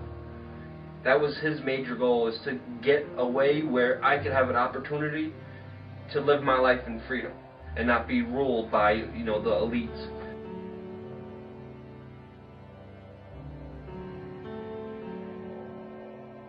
I grew disaffected from communism, first because of the revelations of the killing fields in Southeast Asia. I had cheered when Vietnam and Cambodia and Laos fell. Then the revelations started coming out about massacres of innocents. This is evil. This is evil as the Nazis.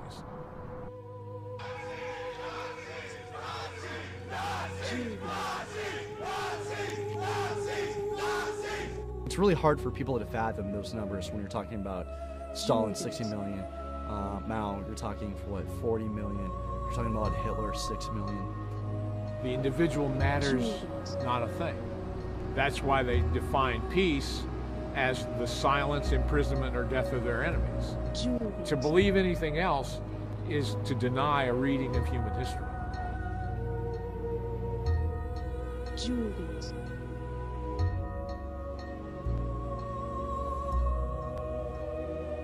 After the revolution, all these guys who helped the revolution wound up being victims of Stalin, and because they had torn down any protections of the individual, they were gone. So if you're a hard right-winger, if you're a hard left-winger, if you've participated in the Hegelian dialectic, you've served your purpose. You're what they call the useful idiot. They don't care about you once you have fulfilled your role for them.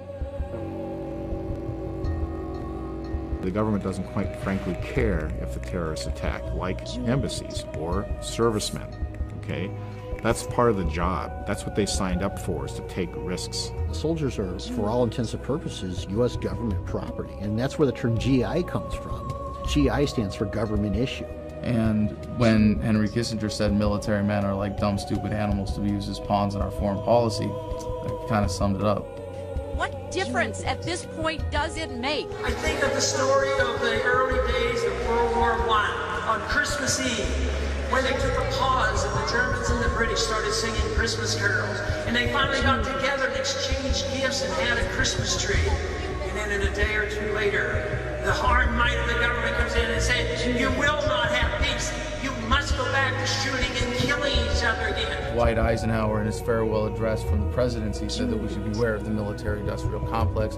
It is fully metastasized today into a cancer on our society that takes the best and brightest and the most nobly intent who would put their lives on the line to defend fellow Americans and puts them into these bullshit wars that have nothing to do with national defense. And we've paid a terrible price for it. What, 1.4 trillion is a minimum? That doesn't even begin to address the massive consequences and the damage we've done to ourselves.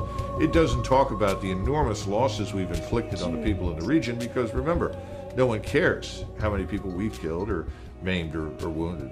We've lost close to 9,000 Americans in this period of time, 44,000 severe injuries. We have hundreds of thousands of veterans today begging and pleading for help. They say Osama bin Laden killed, thousands of people on 9/11, and he has paid for that. He's dead. His organization is scattered to the four winds, but we're still in Afghanistan. First, it was links to weapons of mass destruction, and then links to Al-Qaeda, and he helped fund the terrorists of 9/11. So that's justifying killing a million civilians to where parts of Iraq you can't even live in?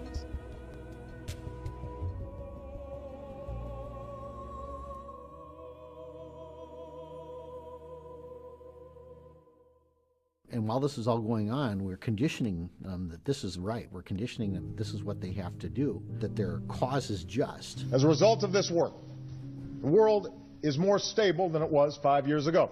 Apparently it's morally okay to launch a war on the most absurd, transparent pretext, kill maybe 1 million people, displace 4 million people, and this is mainstream. That's a mainstream position. People forget that when you hear these numbers, you can't possibly conceive that millions have been killed in the war in Iraq, for example, because we're such a compassionate military force. People forgetting that the statistics don't always account for the birth defects and miscarriages. Depleted uranium is essentially an industrial waste byproduct, and what better way to make money of something you don't have to worry about spending money on disposing of safely, right, than to turn it into a weapon. This is a very dense material, a very dense compound, great for anti-armor. Problem is, it leaves thousands of years worth of radioactivity behind. And if you look at children that are being born in Iraqi Kurdistan in particular, where they use a lot of depleted uranium, but they're using a lot everywhere anyway, you've got massive deformities, gigantism, and other things. Higher rates of cancer, leukemia, and infant mortality were found here than in Hiroshima and Nagasaki. These babies are doomed to die. These are untold thousands, if not millions of lives that are being killed even before they're born. Those are the true costs of modern warfare. Depleted uranium is also a violation of the Geneva Convention and various other treaties that have been agreed upon by the United States and other Western powers with respect to chemical and biological weapons. Hell, we're in Iraq for WMDs, and we're using WMDs against these people. You don't hear about our weapons of mass destruction, do you? You know who pays for that? You do. Your taxpayer dollars. You're the one who pays for that, so I hope you feel good about that. Dear any American who thinks this Boston massacre is a big deal, but never protested a war, go fuck yourself. In Iraq, from the end of the first Gulf War to the start of the current occupation in 2003, sanctions on the country led to the deaths, conservatively estimated, of 500,000 Iraqi children. That's like 45 Boston massacres per day in Iraq for a decade. One every half hour. And they're not being blown up in explosions. No, these are the ones dying slowly, painfully, starving to death. Did you cry over that? Did you protest? Did you do anything to voice any opposition to what Madeleine Albright, then Secretary of State, called acceptable collateral damage? You can't say that you are a Christian, that you believe in the sanctity of all life, and go bombing people into the Stone Age and taking their shit.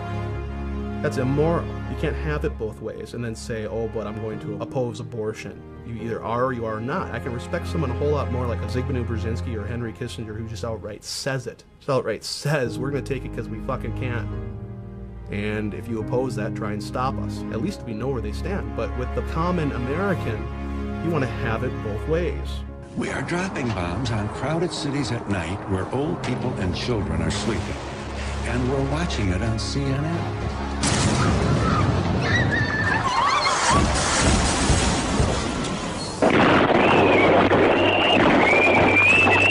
What are we doing with all these wars? How are we safer?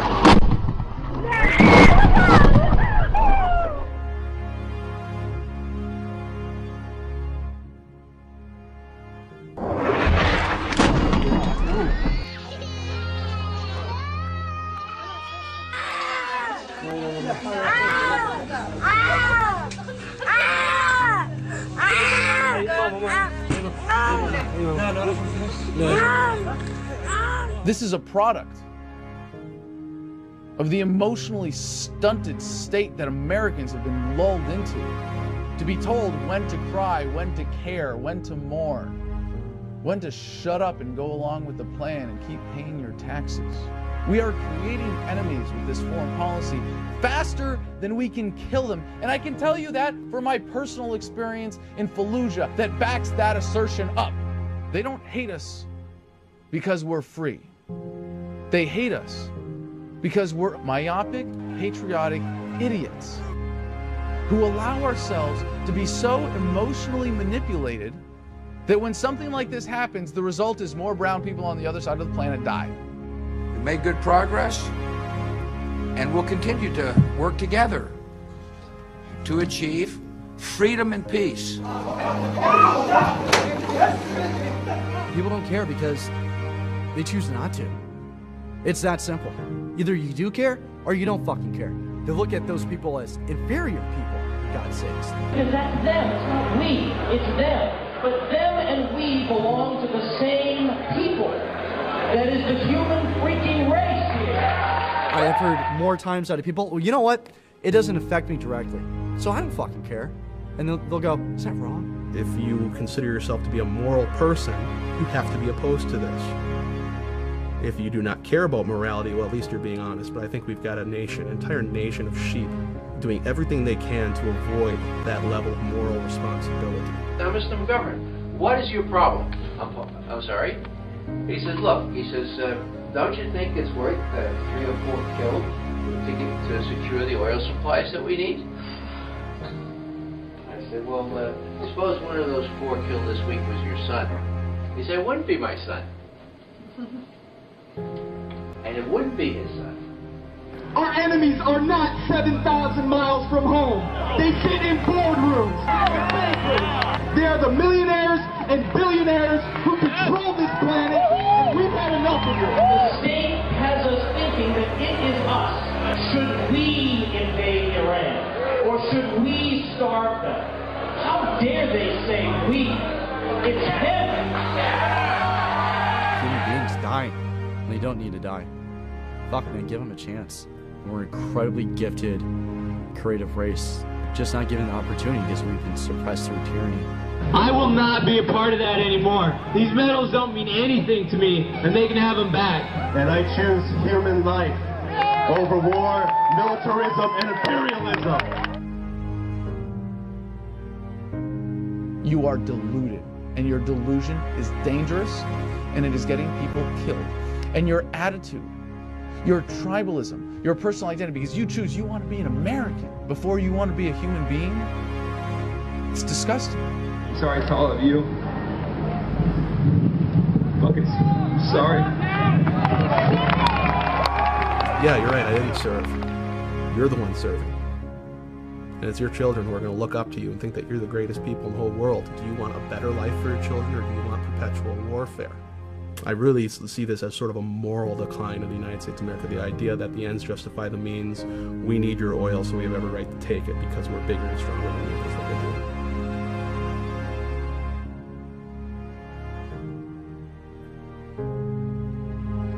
The problem is a moral problem. The answer can't be sought or gained by looking to the traditional moral authorities, because they ain't there, folks. And what does that mean? It's only us.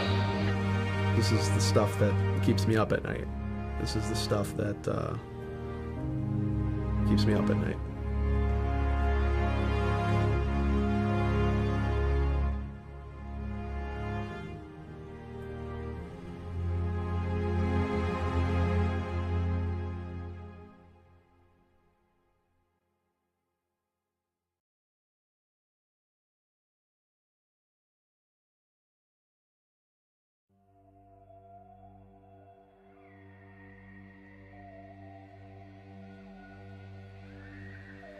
So you've got the media propaganda arm, which keeps us loving our own slavery. Then you've got the financial system, which keeps us dependent on them. Then you've got the military state, the police state, to keep physical control over us.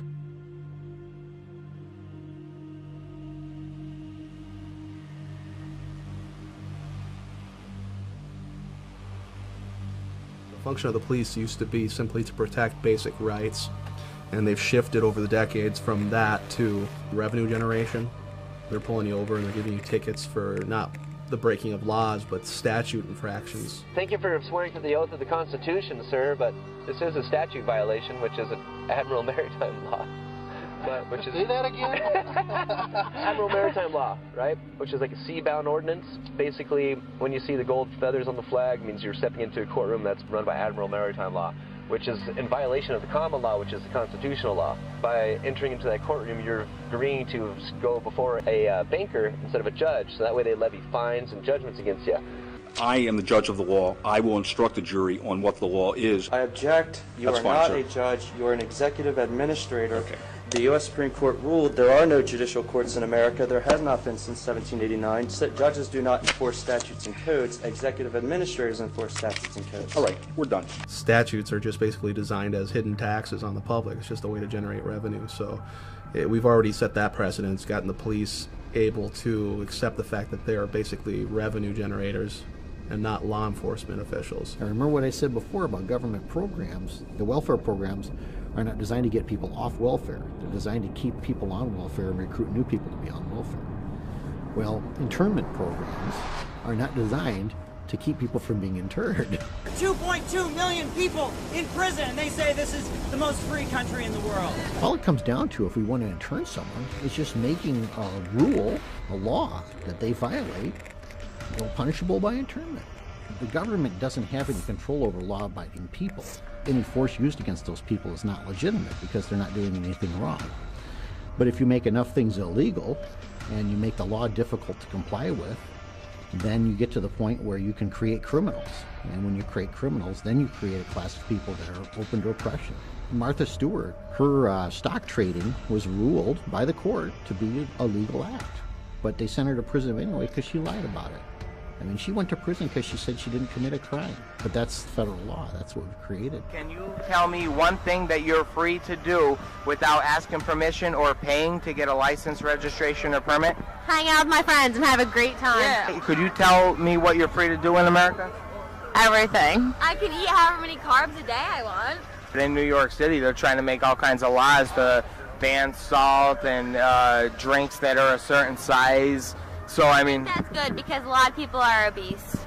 We got pages and pages and pages of arbitrary laws. 2/3 of our prison industrial complex is filled with nonviolent, small-time drug possession offenders. Law enforcement agencies get money to fund drug operations. Well, if they don't have any drug operations, they're not going to get any of that funding. And the amount of funding they get is contingent on the number of drug busts that they make. So what's the incentive there? Is it to reduce drugs in their community? Absolutely not. The incentive is to increase the amount of drug busts they get and push their stats up and then get more funding. Thousands of police officers out there have been convinced that marijuana is the most insidious, horrible drug on the planet. People are using it. Doctors are prescribing it. And yet our federal government still maintains that it's somehow an insidious, dangerous substance that people need to go to prison for 100 years if they're caught with a certain amount of it. They're arresting someone with an ounce of marijuana in their pocket and sending them to prison for 5 years and saying, there's nothing wrong with this because they told me that this drug is a threat to my way of life. We've created a class of citizen that can be interned in this country. Any one of us could wind up being moved into that little box based on some new law. There are so many laws that the average American commits 3 felonies a day, and they can arrest you at any time they feel like it. And a cop can pull you over at any point you're on a public street and find something wrong with your vehicle and give you a ticket for it and steal some of your income. And if you look at him crossways, he can put you in jail. And if you don't look at him crossways, he can say that you did and put you in jail. That's the kind of arbitrary authority that exists in the police state in America today. Who are you and what are you doing? Let me see some ID, please. The liberty doesn't come from our government. Sometimes they think they're passing it out, and sometimes they are always restricting as if it's their liberty rather than our liberty.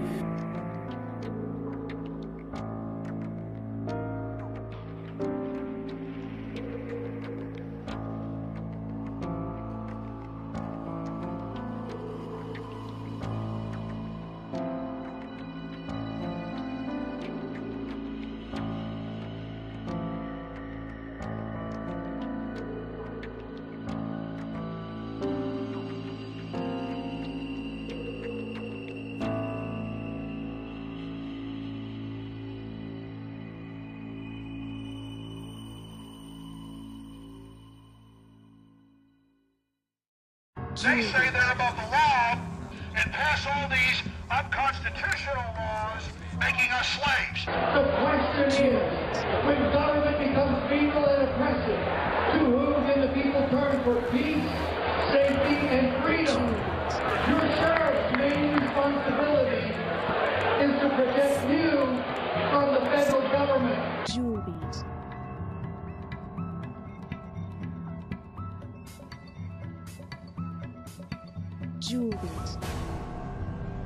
And then we give our police departments military-grade weaponry, assault rifles, we give them armored vehicles, helicopters, infrared. That's what we woke up to this morning. Men with machine guns coming towards us. We see a giant arms race against the American people, but not just here in the United States. Worldwide, governments are massively increasing their spending for domestic control with a standardized police state that they've developed in third world countries that they've invaded and taken over. Close your window, go back inside your house. State police forces that gush at the thought of cooperating with Homeland Security and the feds completely turning the whole concept of our government on its head by saying that the federal government is here to protect us, when really the founding fathers designed the government to protect us from growth of government. I think militarization is a better term than federalization to describe what is happening to the police force. It just so happens that under the current system of government, it's happening at an increasingly federal level, that the federal government takes control over local police forces while at the same time using the federal government's revenue generation system of printing money or through direct taxation to funnel more money to support things that the free market never would, to continue the racket that is government. Ronald Reagan said the closest thing to eternal life is a government agency, and it's true, because once you give them the funding to do things with, at best, a warped system of accountability, they're going to take that power entrusted in them to keep their own paychecks going, not by serving people, but by serving that twisted system of approval for that funding. Julies.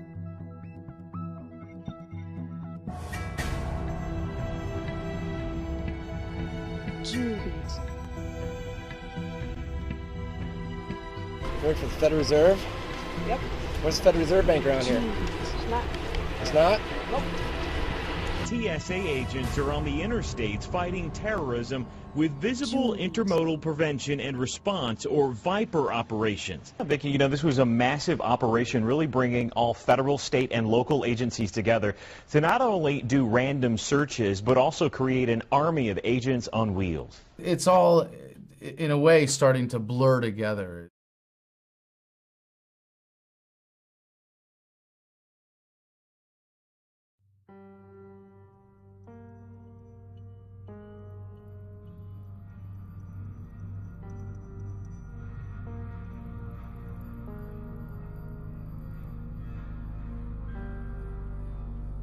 You can see examples of the gray state in our modern time just by simply walking down the street and looking at authority figures that you have to deal with. You can see that a lot of authorities are becoming more militarized just by in the way they look, in the way they act, and the way that they treat us. If you have an honorable discharge from the military, it's pretty easy to get a job in any police force in America. We see people coming home from war, taking those jobs, and bringing that mentality of the military occupation to domestic law enforcement. And so that does have an actual effect on the relationship between individual officers and citizen subjects. I was out confronting Karl Rove on war crimes with Crowley and others. The police escort that he had with his entourage was younger guys, cut, very fit. You know, we all like to joke about the donut-eating cop who's overweight and couldn't run a mile to save his life. These guys are cut. And the look in his eye when I was disobeying him, he wanted to hurt me.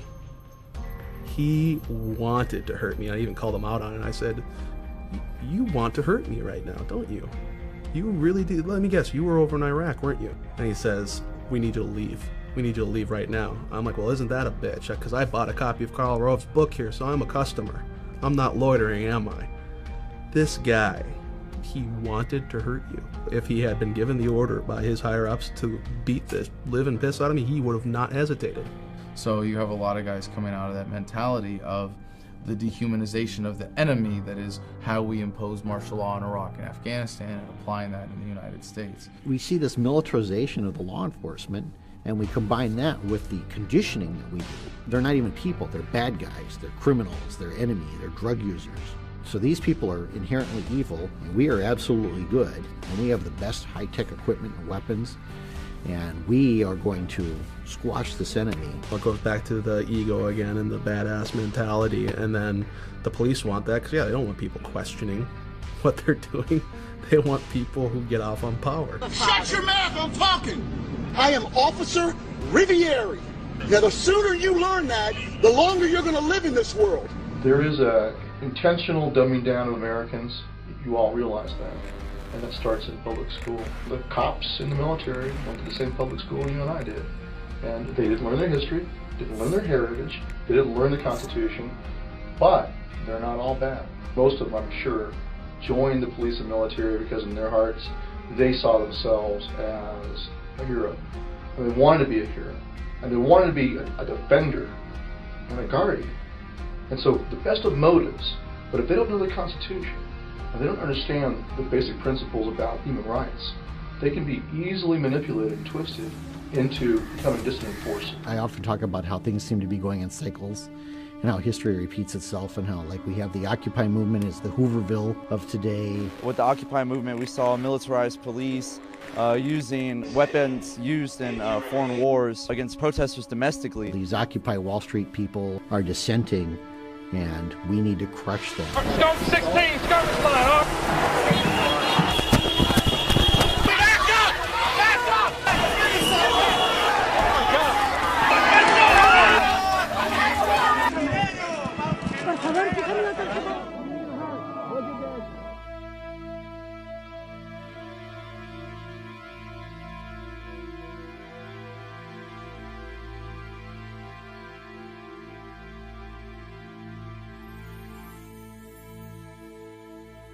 And you saw rows and rows and rows of militarized police, and they assemble and put their shields together and start beating their shields. Thump, thump, thump. It's psychological. It's designed to intimidate and create fear. I was just pleading to cops, please don't tear gas us. We're completely peaceful. No one's facilitating any aggression, and they just like tear gassed all of us. Kids and strollers were their moms, and people were actually trampling each other to try to get out.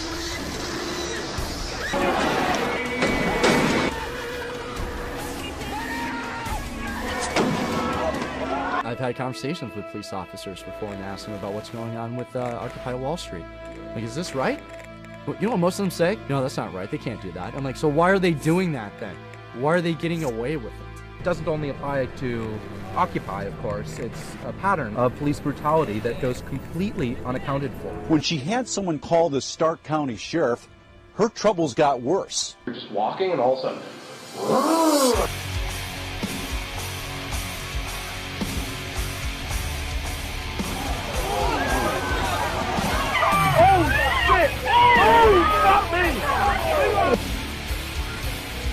Without a warrant, commandeered my vehicle, searched and seized my home.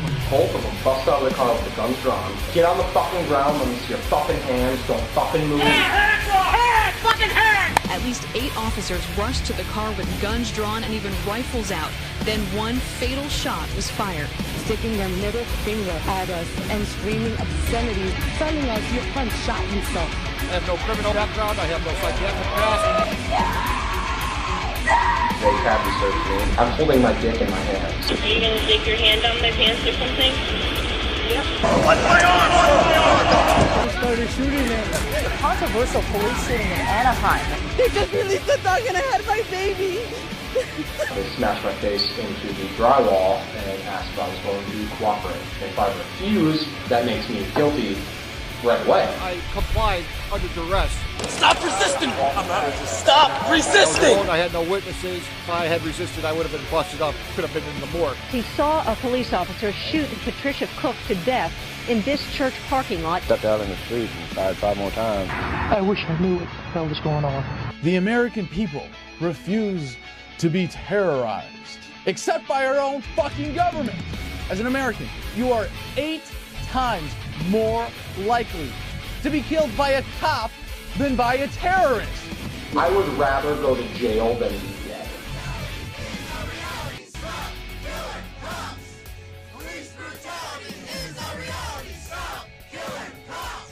Corruption has always been there. You don't question it because the higher up you go within the police realms, it's kind of like the mafia. Well, they'll take care of you. You know, you never narc on a fellow officer.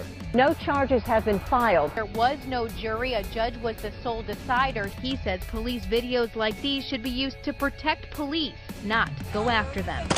There wasn't going to be any investigation at that point.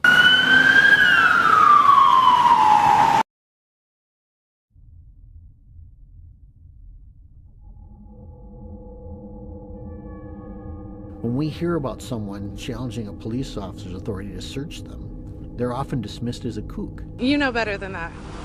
I'm sure you do too. I know exactly how it works, and you know I know that. Yeah, I've dealt with you many times, that's why. No, you haven't dealt with me. I'm with Cop Watch. I've dealt with you. Well, the fact is you have the right to challenge that authority to search. You have that right. But now you have State Patrol and police officers saying, you don't have any rights. You can't question my authority. I told you to stop. Check in the window, you hear me? We've had police and law enforcement, we talk to them and confront them with facts about what's going on. They say, I don't know and I don't care. I think we're at a point with the economy where they don't give a shit. I don't think they're trying to justify it morally. They truly don't give a shit. It's the idea that I have to do this, it's orders, and if I don't, my pension's gone and my career is over. Your livelihood, the economy, and I can stand up for that, but then how am I going to provide for my kids? It's pretty easy to abandon the rule of law when you're following the rule of number one, which is take care of you and yours. I think that's the modus operandi of most police. And then you have the truly sadistic 10% of them who just simply get off on it. Not only do they just not care, but they revel in it. It's the idea that, you know, it feels good to be dressed up like this. You know, it feels good to have power over other people. There are, yes, sick police officers and individuals within government who get off on exerting authority unjustly and get off on violating your rights. But that's not the driving factor. That's a consequence of the scam that is government and of the statist paradigm. So I see that all over the country now. I see the police increasingly becoming militarized, very, very aggressive, and the idea of constitutional rights is laughable to them. I never got an order. No, I'm not shutting up. You cannot shut me up. I know my rights. I don't give a shit. It's a First Amendment issue. I can take pictures. Doesn't matter. You get off my property. I need to see your ID. This is a police state. This is a police state. Greg Steffi and his wife Hope are accusing deputies of using excessive and outrageous force, an allegation the sheriff denies. It's just wrong that they do this to people. She called for help. She asked them for help, not for this. There are cops out there that are justifying it to themselves every day. Well, unfortunately, I mean, we've seen a lot of people just mindlessly following orders already. It's just amazing, this divide between cops and citizens and activists. And it's sad. It's sad that the fight has gone between, you know, who we're really trying to fight is the power elite that are creating these policies, and they've made it against cops versus us, and that's really, you know, cops are part of us. They just don't realize that this is happening. It's not necessarily the police that are our enemies here. It is the people that are controlling them. It's the people behind the scenes that are making them do these outrageous things to us on a daily basis. All these things are being used and they're being justified by this war on terror, this war on drugs. And the question is, why does the federal government feel like the solution to these problems is to declare war on us? We will again set an example for the world that the law is not subject to the whims of stubborn rulers and that justice is not arbitrary. Shortly after 9/11, within a week or two, there was a bill brought to the floor that had been floating around the Congress for several years, but it never had enough support and they couldn't get it passed. But on after 9/11, they said, now is the time that we'll pass this wonderful bill that's going to protect the people, the Patriot Act. But if they had called that repeal the Fourth Amendment Act, maybe it wouldn't have passed so easily. There are no shortcuts to protecting America. I will provide our intelligence and law enforcement agencies with the tools they need to track and take out the terrorists without undermining our Constitution and our freedom. The US is funneling money into tracking systems that are threatening to make the very concept of privacy a thing of the past. In the past 5 years, the Department of Defense has shelled out an estimated $3 billion on biometric programs, technology that uses physiological and behavioral recognition to identify people. However, the top cash cow is expected to remain government spending on security. It's always the government that says, oh, if you don't have anything to hide, why are you worried about the Patriot Act? Why are you worried about all these spy systems and data mining? But yet it's those same people that hide in private, that meet in secret, under armed guards, that won't disclose what they're doing, but they want to see, hear what we're doing.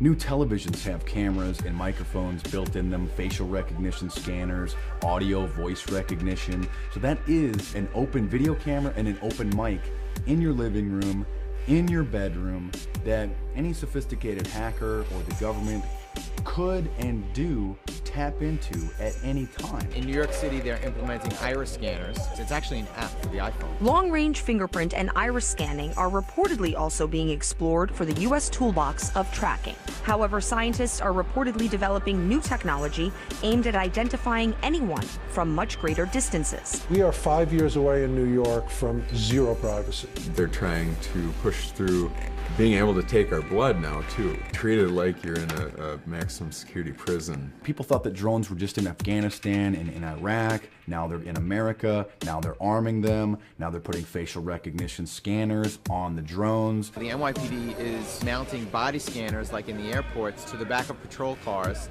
and they're going to be scanning people as they drive up and down the streets. So the Supreme Court has already ruled that the NYPD wasn't allowed to use infrared technology to do the same thing.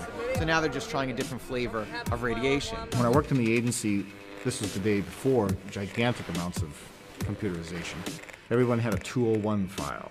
Everything we knew about a target would include any comments that people had made about you, anything we'd overheard about you, 5 or 6 files, each 2 or 3 inches thick. The amount of effort it took to go through something like that in paper format meant a good deal of the 20,000 employees in the CIA spent their time doing just that.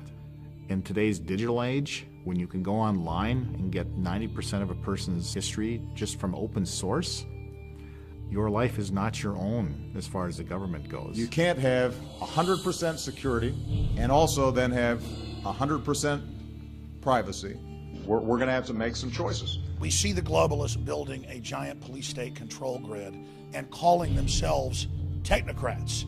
A technocrat is a group of dictators who use technology to control people. They can tap your phone, record conversations, go into your email, and they do on a daily basis. They just don't tell you because they don't have to. There can be warrantless wiretaps and warrantless searches on your digital information. There's stuff out there that will suck your hard drive in 10 seconds or less. It's no big deal. A system touted as a national security necessity is being used to build a database where the biometric identity of millions of Americans will be gathered and stored. It is of no dispute that who you're calling, when, how long you're talking, what you're buying, all this stuff that happens on your iPhone or smart device is being used. Now, at the time, there's no legal oversight as to what these fusion centers, as they're called, there's no oversight as to how they're going to use it, but it's there. So they're fusing databases, which is the concept of a fusion center, from driver's license, criminal databases, social networking, they've added to that now. The CIA could care less about all these social media because it's not sort of objective reporting on people, but the people who really care about that are commercial entities. And they're leading the way on the science of extracting all this information and coming up with algorithms to explain this person believes this person believes that. Computer algorithms that they're using can track most people's habits and what they're going to do within a 94% accuracy rate. Google boasts about that. Of course, now the CIA has noticed that, all right? And all they simply have to do is buy a commercial off-the-shelf product to find the people they really want to find. So if I use my iPhone to purchase a product, it's flagged, it's under suspicion, I'm going on a list. That will be, tucked away for a later time. That means that people can collect it and then look at when they want to. And they may only want to when all of a sudden you say, hey, I object to this. And they go, oh, well, let's take a look and see what would make you object to that. Let's see why you don't like what we're doing to you. You haven't committed a crime yet, but the second that spectrum of crime shifts over to include whatever it is you are doing, they do know where you are. If you become a political enemy to somebody, or you have an ideology that people don't like, look, right now there's a war on raw milk in this country. So if I drink raw milk, then I'm going to become an enemy of some industry, the FDA or the USDA, and now I can be targeted politically. It's happened. People being targeted by the police state because of their political affiliations. People's children being taken away from them because they're critical of the government. If I go and try to find out something about you, and I have to do extraneous measures to do that, there should be no objection from you, because if you're not doing anything wrong, what have you got to hide?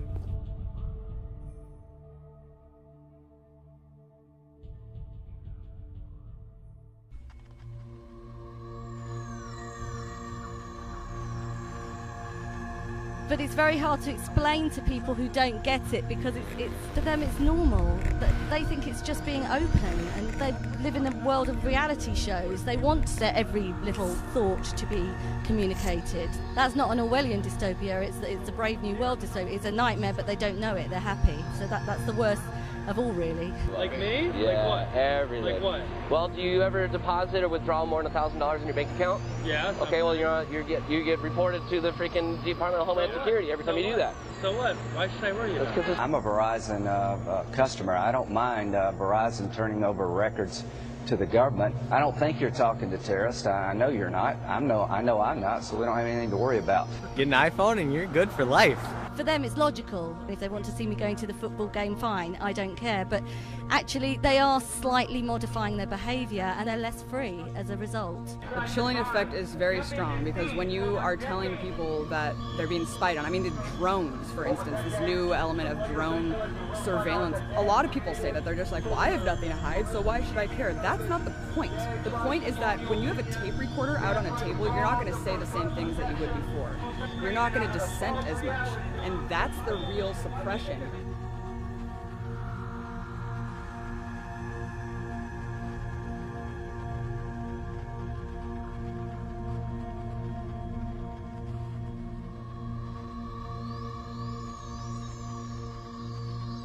I'm worried that the new generation doesn't understand what privacy is, because they've never had it, and because everything is about sharing. And I mean, we probably the last generation who knew what it was like to be unmonitored, therefore we know what we're losing, but they'll never know. So the question is, why don't you trust us?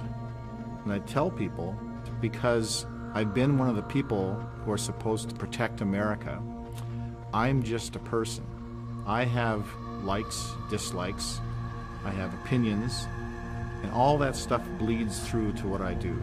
And they say, well, you can trust us because we're not going to misuse that. But they've proven over and over and over again that they will misuse it. J. Edgar Hoover had enemies lists, and he was working to make these people's lives miserable, and they were using all these federal powers that they have to destroy people's lives. By sifting through this so-called metadata, they may identify potential leads with respect to folks who might engage in terrorism. Well, we all know that their definition of terrorism in every government, every dictatorial regime, inevitably starts going to the area of people who criticize what the government's doing. When you become a political target of the gray state, they're going to use anything they can. So if they have a total surveillance state, but they can just look at your Facebook page without a warrant, now they can use that against you. And I'm convinced there are certain politicians out there that if they could put their political opponents into camps, they would just do it. They haven't crossed the line to where that would be possible. But what they can do is they can change the way people feel. And I'll offer an example of this: smoking. We banish smokers to parking garages and predetermined locations 25 feet from a building entrance. Smoking is really not socially acceptable anymore. How were they able to do that? And the answer is that they were able to pass more restrictive anti-smoking laws because they were able to make smoking socially unacceptable. If they had the authority to do it, if they could do it, if it were socially acceptable for them to do it, they would take their political opponents and round them up and put them in internment camps. People say, well, that's ludicrous. No one would ever actually do that. Well, we did it. During World War II, we did it to the Japanese Americans and some German Americans as well. In fact, we even called them concentration camps. England did it in Ireland during what they called the Troubles, euphemistically, where they would intern people at what they called Her Majesty's pleasure, which means they would keep people interned there in prison indefinitely. Now we're saying, well, we can do that too. All we have to do is call someone a terrorist and we can lock them up pretty much as long as we want.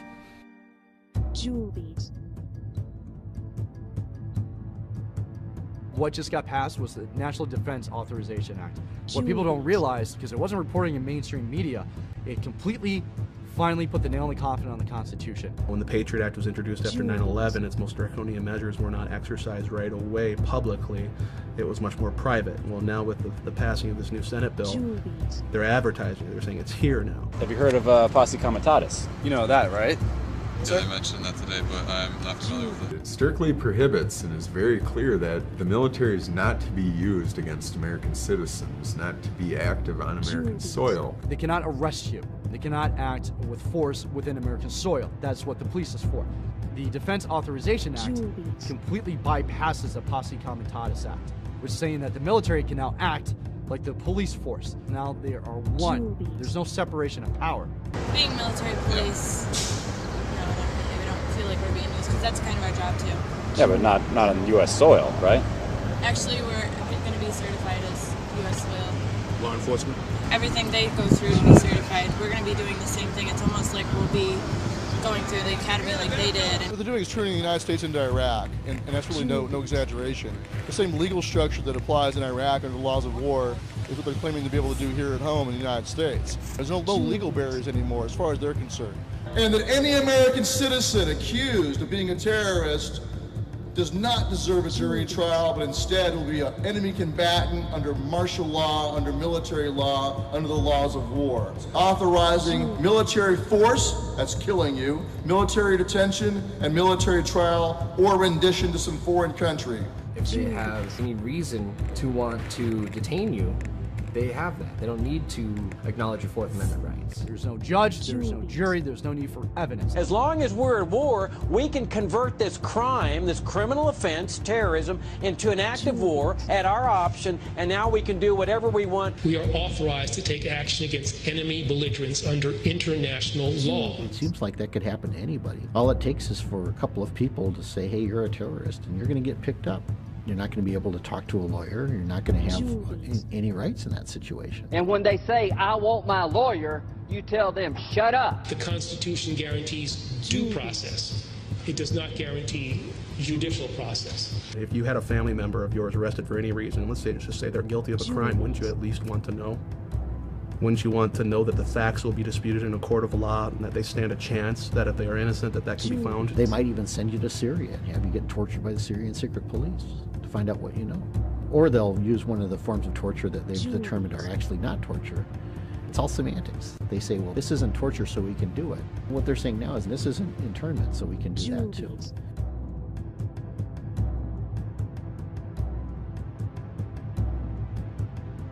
Julies.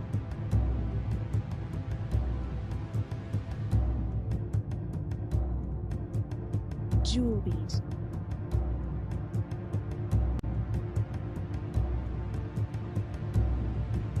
Julies. I have two words for you.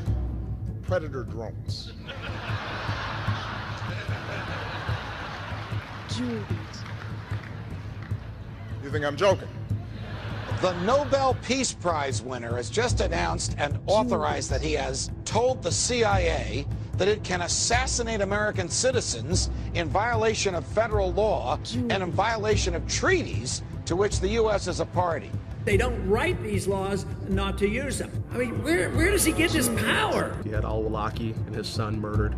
These were American citizens. Awlaki is a terrorist. Probably the most significant risk to the U.S. homeland. We certainly want to neutralize him. It's a huge change of presidential powers that has occurred because totally of right and totally constitutional. It's the one thing right to kill anybody without the due process of law and have a kill list? Are you kidding me? President Obama has used more targeted killings than the Bush administration ever did.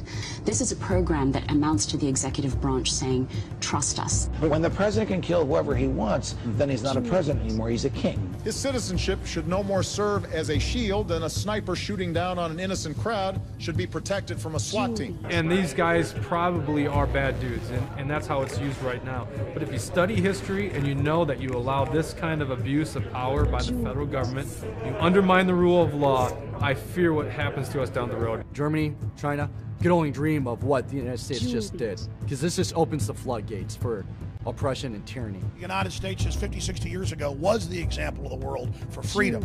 Now you notice our criminal government never criticizes Russia or China anymore because they can't. And China passed its own NDAA and said, hey, we can arrest and kill people secretly too. Look, the Americans do it. It's just codifying into law that the United States Constitution and Bill of Rights are null and void.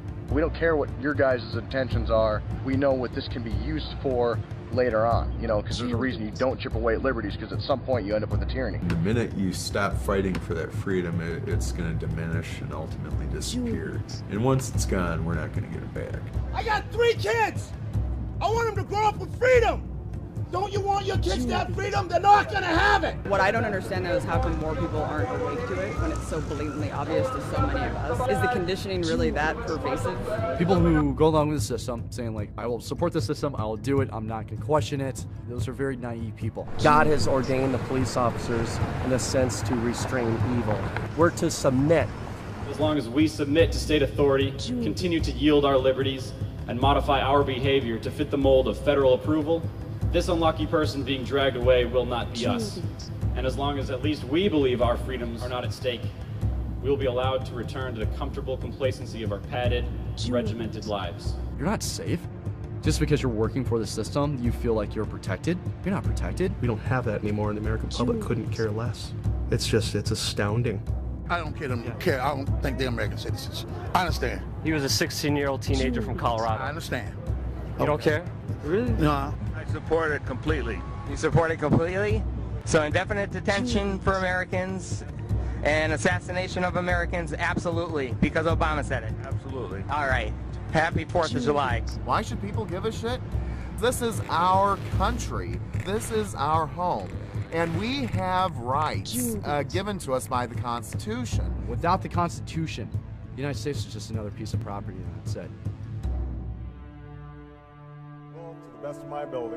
Preserve, protect, and defend.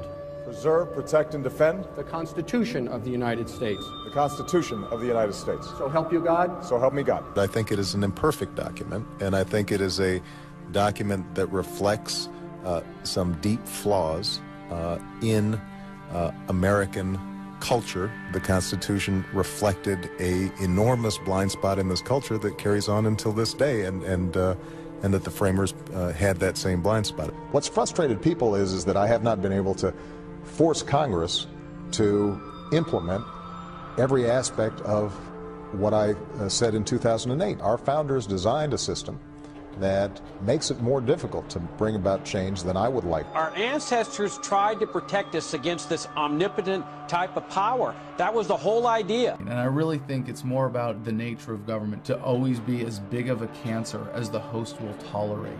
The limits of tyranny will be prescribed by the tolerance of the oppressed. Now, I know some people want me to bypass Congress and change the laws on my own.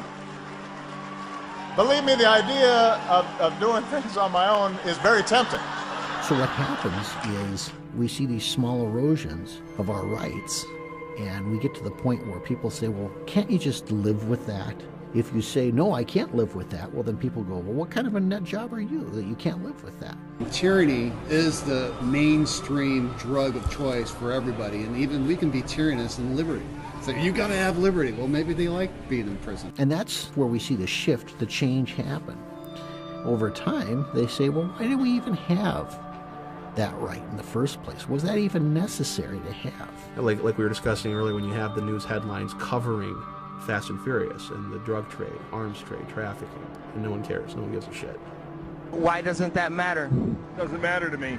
I'm sure they'd have a good reason if they did. Is it because of Obama, or is it because he's a Democrat, or just because you trust the government that much? Well, all three. All three. So you trust the government and you would let them kill you because they know what's best. Say that one more time? Absolutely. Okay. Well, I don't even know what else to say at this point. Have a great day. Oh my God.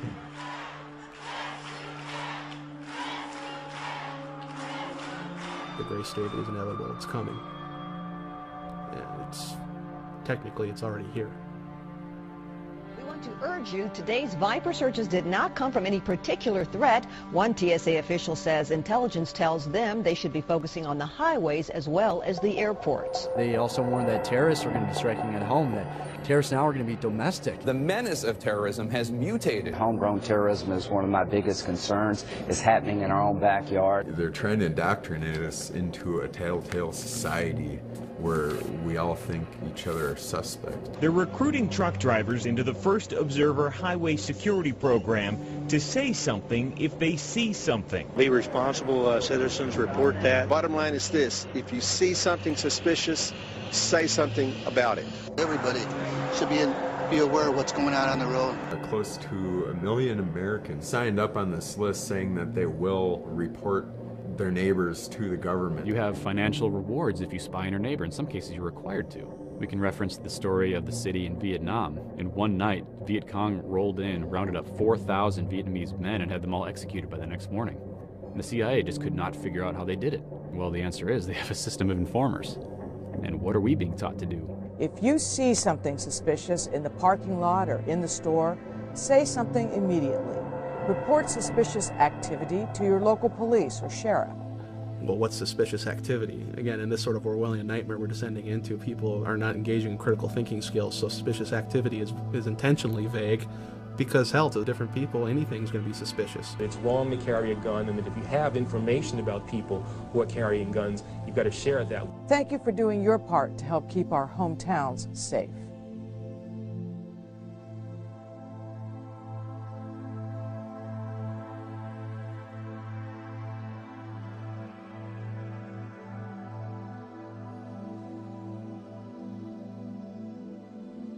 Those who have become completely and utterly dependent upon the government for literally life to live. You look at food stamps, welfare, say what you want about the compassion behind these programs.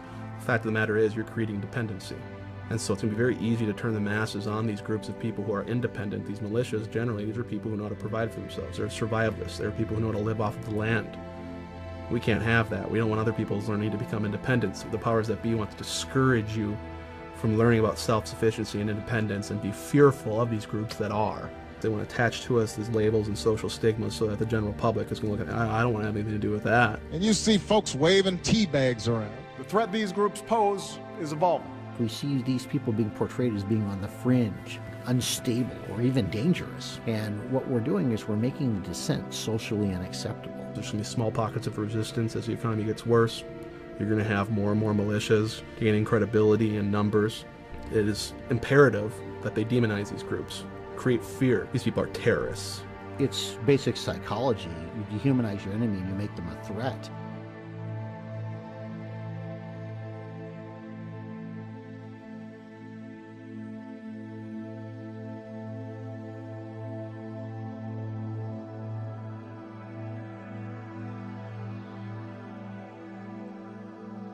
During World War I, there was an organization called the Law and Order League. They would go out on the streets and they would round up men who were the draft age and would force them to prove that they had either fulfilled their draft obligation or were not eligible for the draft. These weren't even agents of the government. These were just people.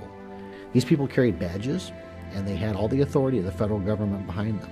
I pledge to be of service to Barack Obama. Yes, we can. All those streets are raised to America. Yes, we can. Have our own dreams and do our everything space of your dreams. Yes, we can. They've been conditioned, just like the soldiers are conditioned, to hate their enemy. Yes, we can. These people are conditioned to hate their political opponents. We have these pseudo-volunteer organizations now. We really haven't defined what their role in all of this is either. We cannot continue to rely only on our military in order to achieve the national security objectives that we've set. We've got to have a civilian national security force that's just as powerful, just as strong, just as well funded.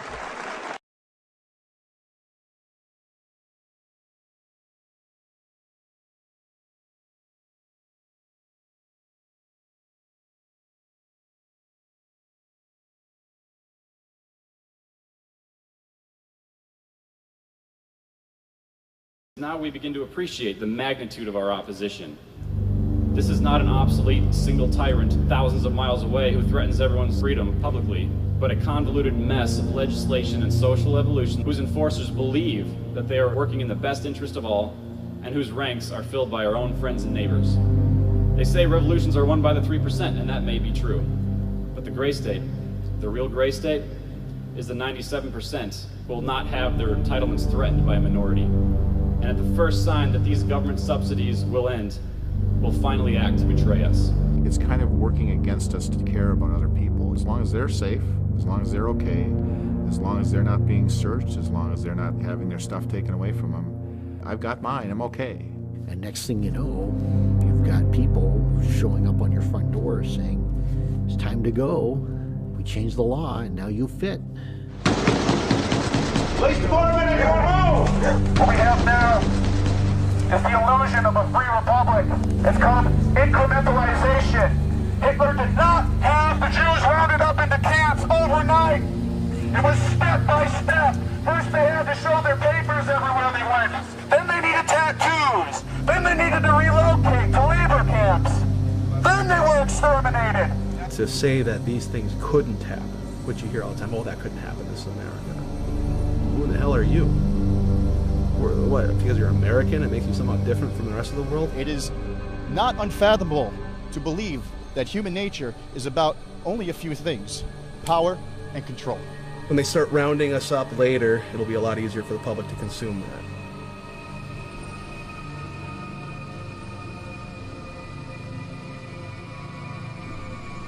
Here's something fun. When you get 5 minutes out of your busy day, what I recommend doing is going on Google or YouTube and checking out FEMA concentration camps. This is some type of residential center internment camp. Right here you can see the gates, both sides.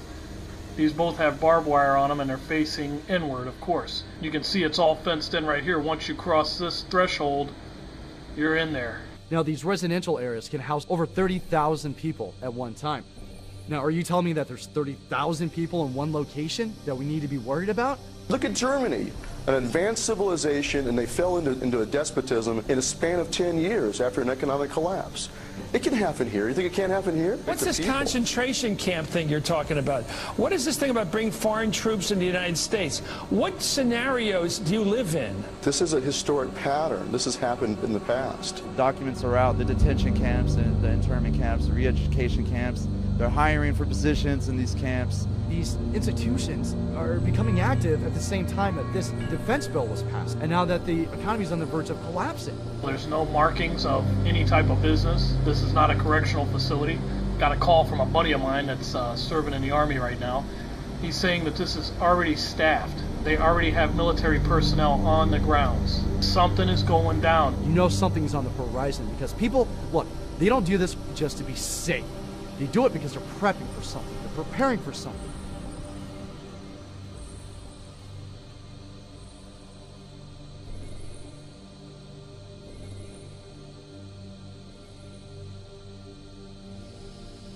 They are prepping for an economic collapse, the likes of which no generation has seen in hundreds of years. This is going to be devastating to every American family. We have printed and borrowed without limitation on a scale that the American people don't know. In so doing, we have destroyed the value of our currency and our property. All of these things are going to come together. It's kind of a perfect storm. We are already in the abyss, and our empire is unfolding right now. Our monetary empire is unfolding before our very eyes. People say, when's it going to happen? When's it going to happen? Motherfucker, it's happening. It's happening right now. It's happening right now. And what you see happening already in the markets is a reflection of the recognition that we are tied to what's happening in the Eurozone. We've already shipped trillions of dollars over to the European Central Bank in the hopes that they could postpone this inevitable collapse. We are about to plunge headfirst into the third world. The prosperity you and I grew up with, the cheap access to food, clothing, fuel, never again. Looters are running free. They've been patrolling downtown all night long.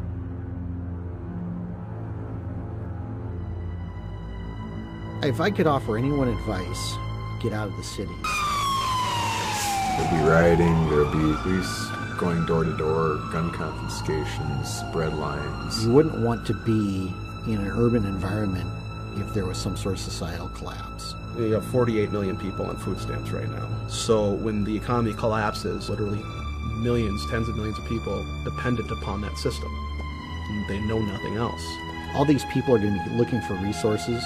If you have resources they don't have, there are people that are going to feel entitled to try and take them. People surrounded the car. They dragged the driver out and beat him bloody. I had some friends that served with me in the Army who were Cobra pilots, and then they ended up flying Hueys and other aircraft in the Air National Guard during Katrina, and they told me that the whole experience was terrible. People on the ground in New Orleans shot at them. They said it was reminiscent of Somalia. Their lives in extreme danger tonight. Oh my goodness. There's a theory that applies to disasters. It also applies to personal survival, and that's what we call the yo-yo theory. Y-O-Y-O. You're on your own. And if you don't know how to farm and produce food for yourself, to sow and reap, harvest, game over. You have been taught purposely not to have those skills. A guy who's originally an accountant can't provide for his family, can't defend his family, can't do anything. He's helpless, he's bleeding. Somebody help me, God damn it. And the government steps in. Here's our solution. When you got a problem, you call the National Guard. They're the nation's 911. Overnight, police in New Orleans enforced a dusk-to-dawn curfew. The police and National Guard going street by street, instructions to disarm anyone inside. We will take all weapons. Los Angeles, Philadelphia, New York, Baltimore, Washington, Chicago. Those are the areas where I would see the military being deployed. A future where the federal government literally controls distribution of power, food, water, is only one sort of widespread disaster away. You look at Hurricane Katrina. They turned the Superdome in New Orleans into a giant FEMA camp, and they didn't get water out there for 5 days. You really think their job is to feed you and protect you?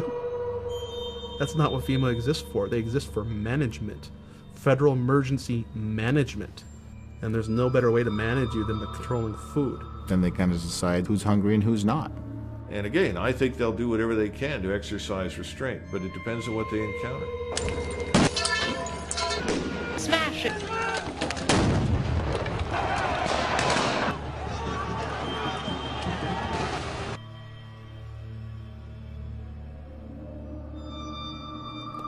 It'll be easy then to play off the American public against each other. If you are unable to produce food for yourself, you're going to be more likely to take human life to have someone else do it for you. You're going to be more likely to say, yeah, the government's murdering militia members, but if I don't support that, who's going to feed me? You might have to pick sides someday. Are you going to stand with your neighbors? Or are you going to stand with the government and get fed? What other option will you have? Fabric of society is changing before us. We are definitely looking at a transformation of our society, and it's not necessarily a good thing. And so what we're calling on active duty military and police to do is to simply stand down and to refuse to comply with unlawful orders. But if they continue provoking violence, violence is what they're going to get. That's not what any of us want. You don't want to think about the stuff that you're going to have to do. I mean, shoot an American. Yeah. What I fear is that the powers that be understand that their time is limited, that eventually we will win if given enough time. My concern is they will try to use the only tool they have, which is force, to try to crush the revolution before we can be successful in a peaceful manner. That's my great fear. What people need to realize is that they are creating this problem. They want to push people over the edge to create this chaos. They're going to try to capitalize on it.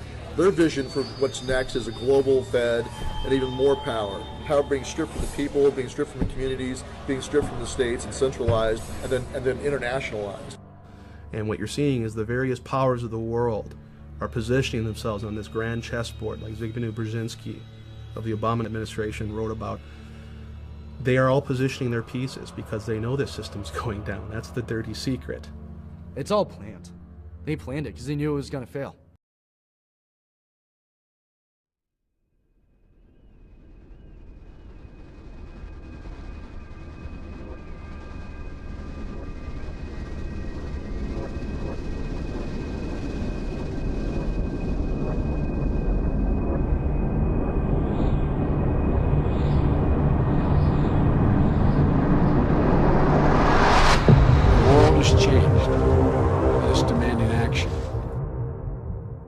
The United Nations should play an essential role in stabilizing world population. You look at the people who are controlling or pulling the strings. The Honorable Henry A. Kissinger. The actual controlling people of the world and the globe and how they perceive humanity. It's disturbing and it's also psychotic because these people don't care about human rights. These people don't care about human liberties or freedom. They treat you as a number. This is, in all the globalist documents, their whole program is absolute war against humanity, a final revolution against everything good, a scientific dictatorship. They don't really care whether you have liberties or not, except in terms of how much it allows them to exploit you. The negative impact of population growth on all of our planetary ecosystems is becoming appallingly evident. They could care less of what happens to you. They squeeze slowly any kind of human right or critical thinking from you. These are deep-seated, deep-rooted, evil individuals, a cabal of individuals who have run the world for centuries. We are being hit scientifically. We are in a petri dish. We are under assault. We must resist the takeover. Their allegiance is to the global bankers. Their allegiance is to the New World Order, not to the United States, not to the Constitution, not to freedom. The New World Order has no legitimacy, and that we as a people are not afraid, and we are waking up to the robber barons and the big banksters who are looting the economy with the Federal Reserve. Well,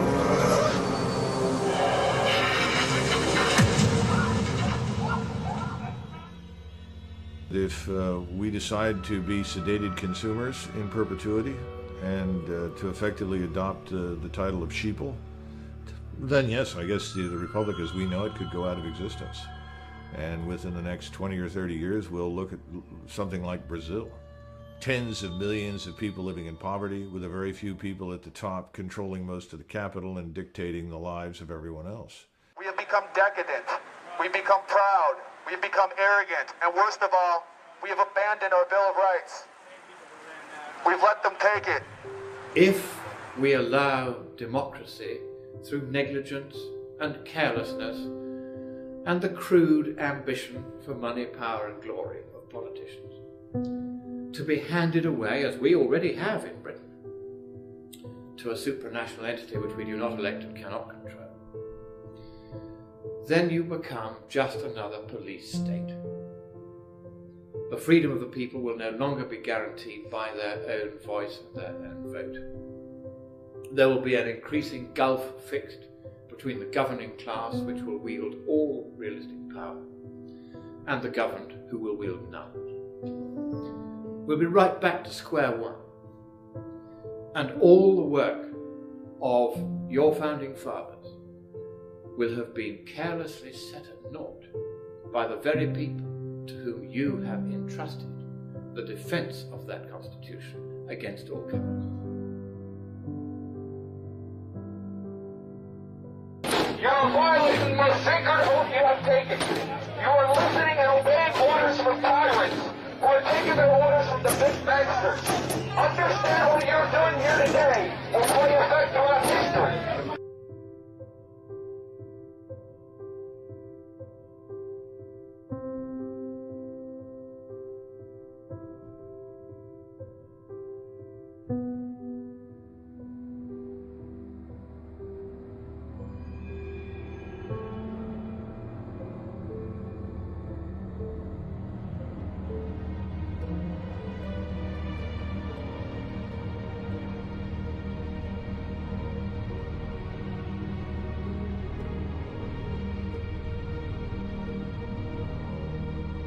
The hour is late.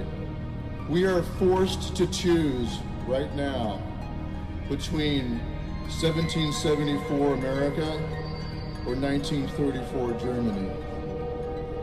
Which one is it going to be? We're now in exactly the same position our forefathers were in 1774.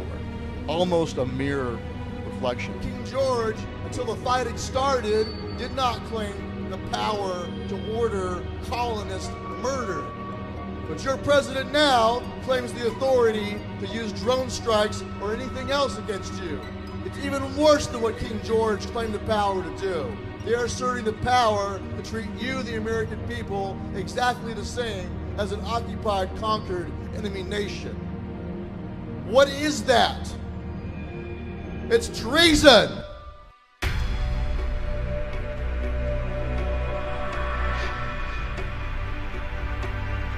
We have three ways to deal with the government. We have the soapbox, we have the ballot box, and we have the cartridge box.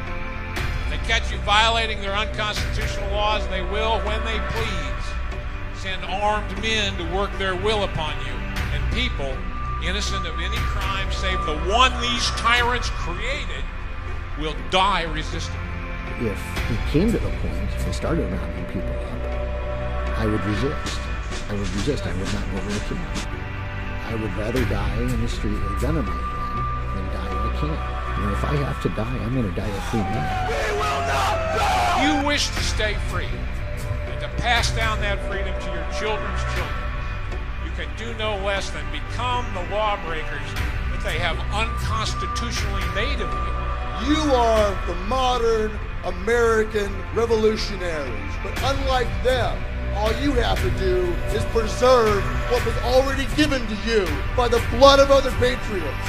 You have to make sure it's not in vain. As long as your heart beats, as long as you draw breath, you have a duty to stand. We will not comply, and we will resist. Accept that fact. Embrace it. And resolve to be the very best, most successful lawbreakers you can be. And you will stay free.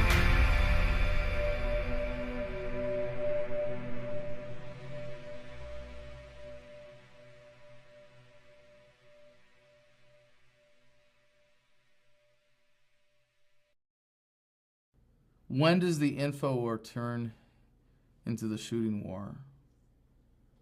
For the individuals who are put in circumstances where they're justified doing violence against agents of the state.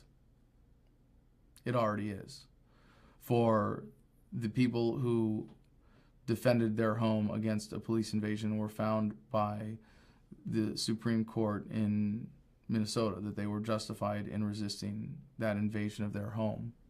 It was already a shooting war. For the insurgents in Iraq and Afghanistan defending their home, it is already a shooting war and not an info war. And for people that are directly threatened by the violence of government every day on the streets in the United States, it already is a shooting war. But the way that you defeat it is by winning the info war.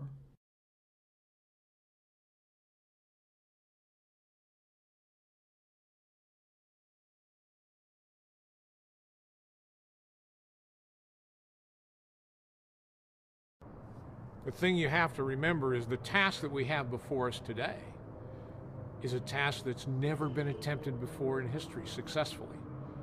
No republic, once it's gone corrupt and long in the tooth, has ever been resuscitated. Ever. Look at history. I pray every day that we can revive this republic. I don't know it's possible. It's up to the determined minority to make it happen, to shape history. I have my doubts. I do. But I know that we have to try.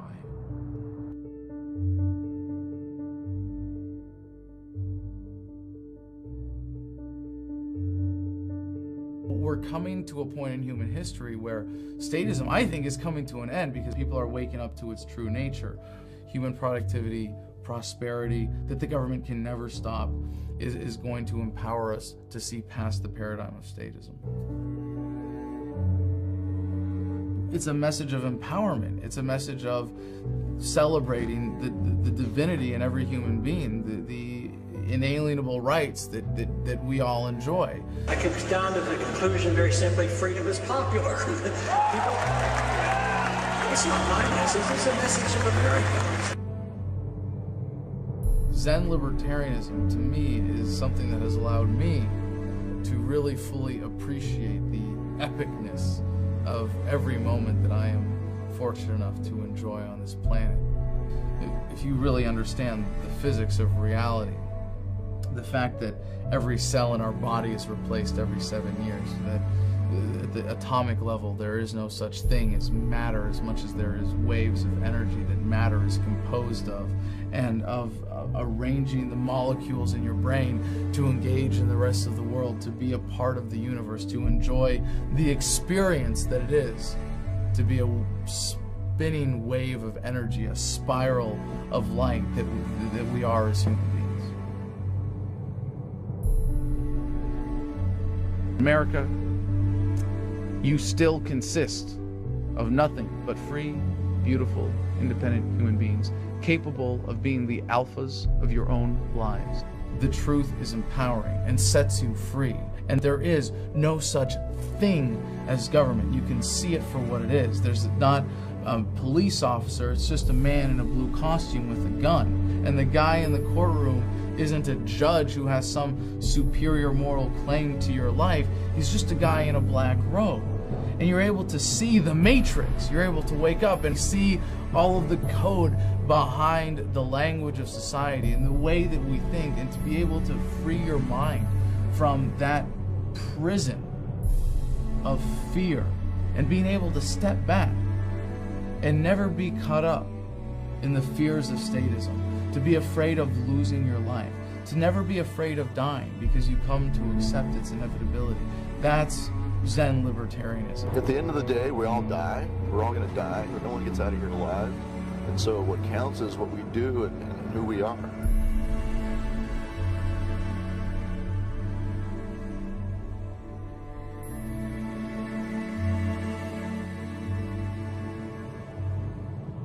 We really need to wake up, and we need to say, we're not going to use violence to enforce this. We're not going to use force to enforce this. We're going to settle this in a more civilized manner.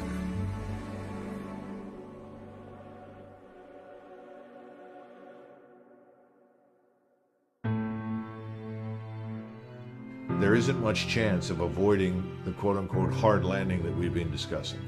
It is a precipice that some states have already plunged over, and that the federal government threatens to follow. What can you do about it?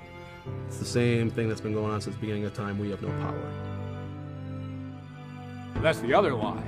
The other lie is that these systems can't be wrecked. They can be wrecked simply by an individual saying no. Let's be a man in America and a woman.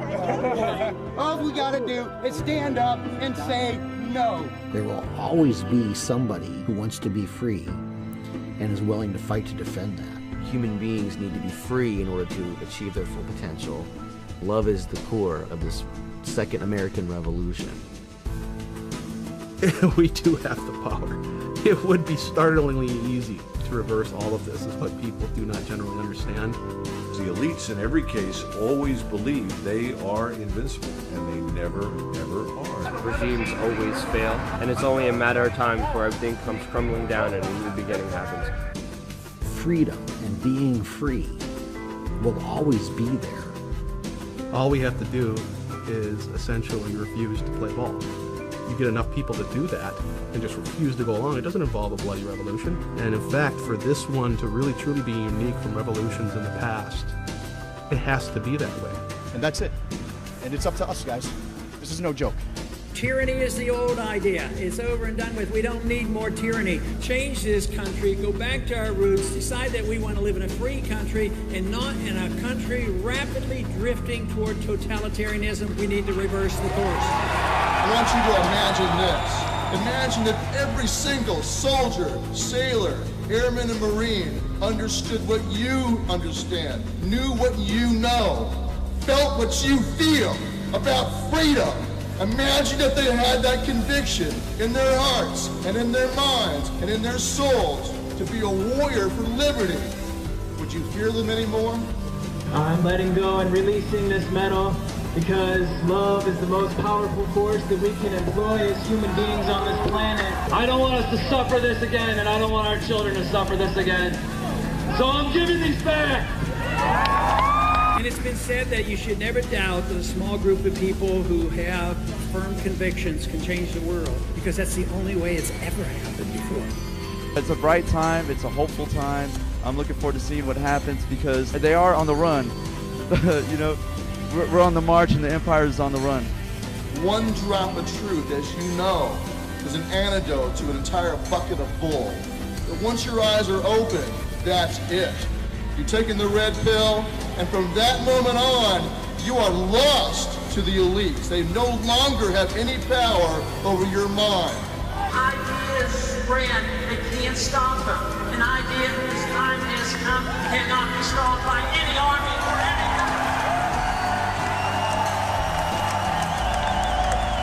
in terms of resistance, say no every chance you get. Every chance you get, say no.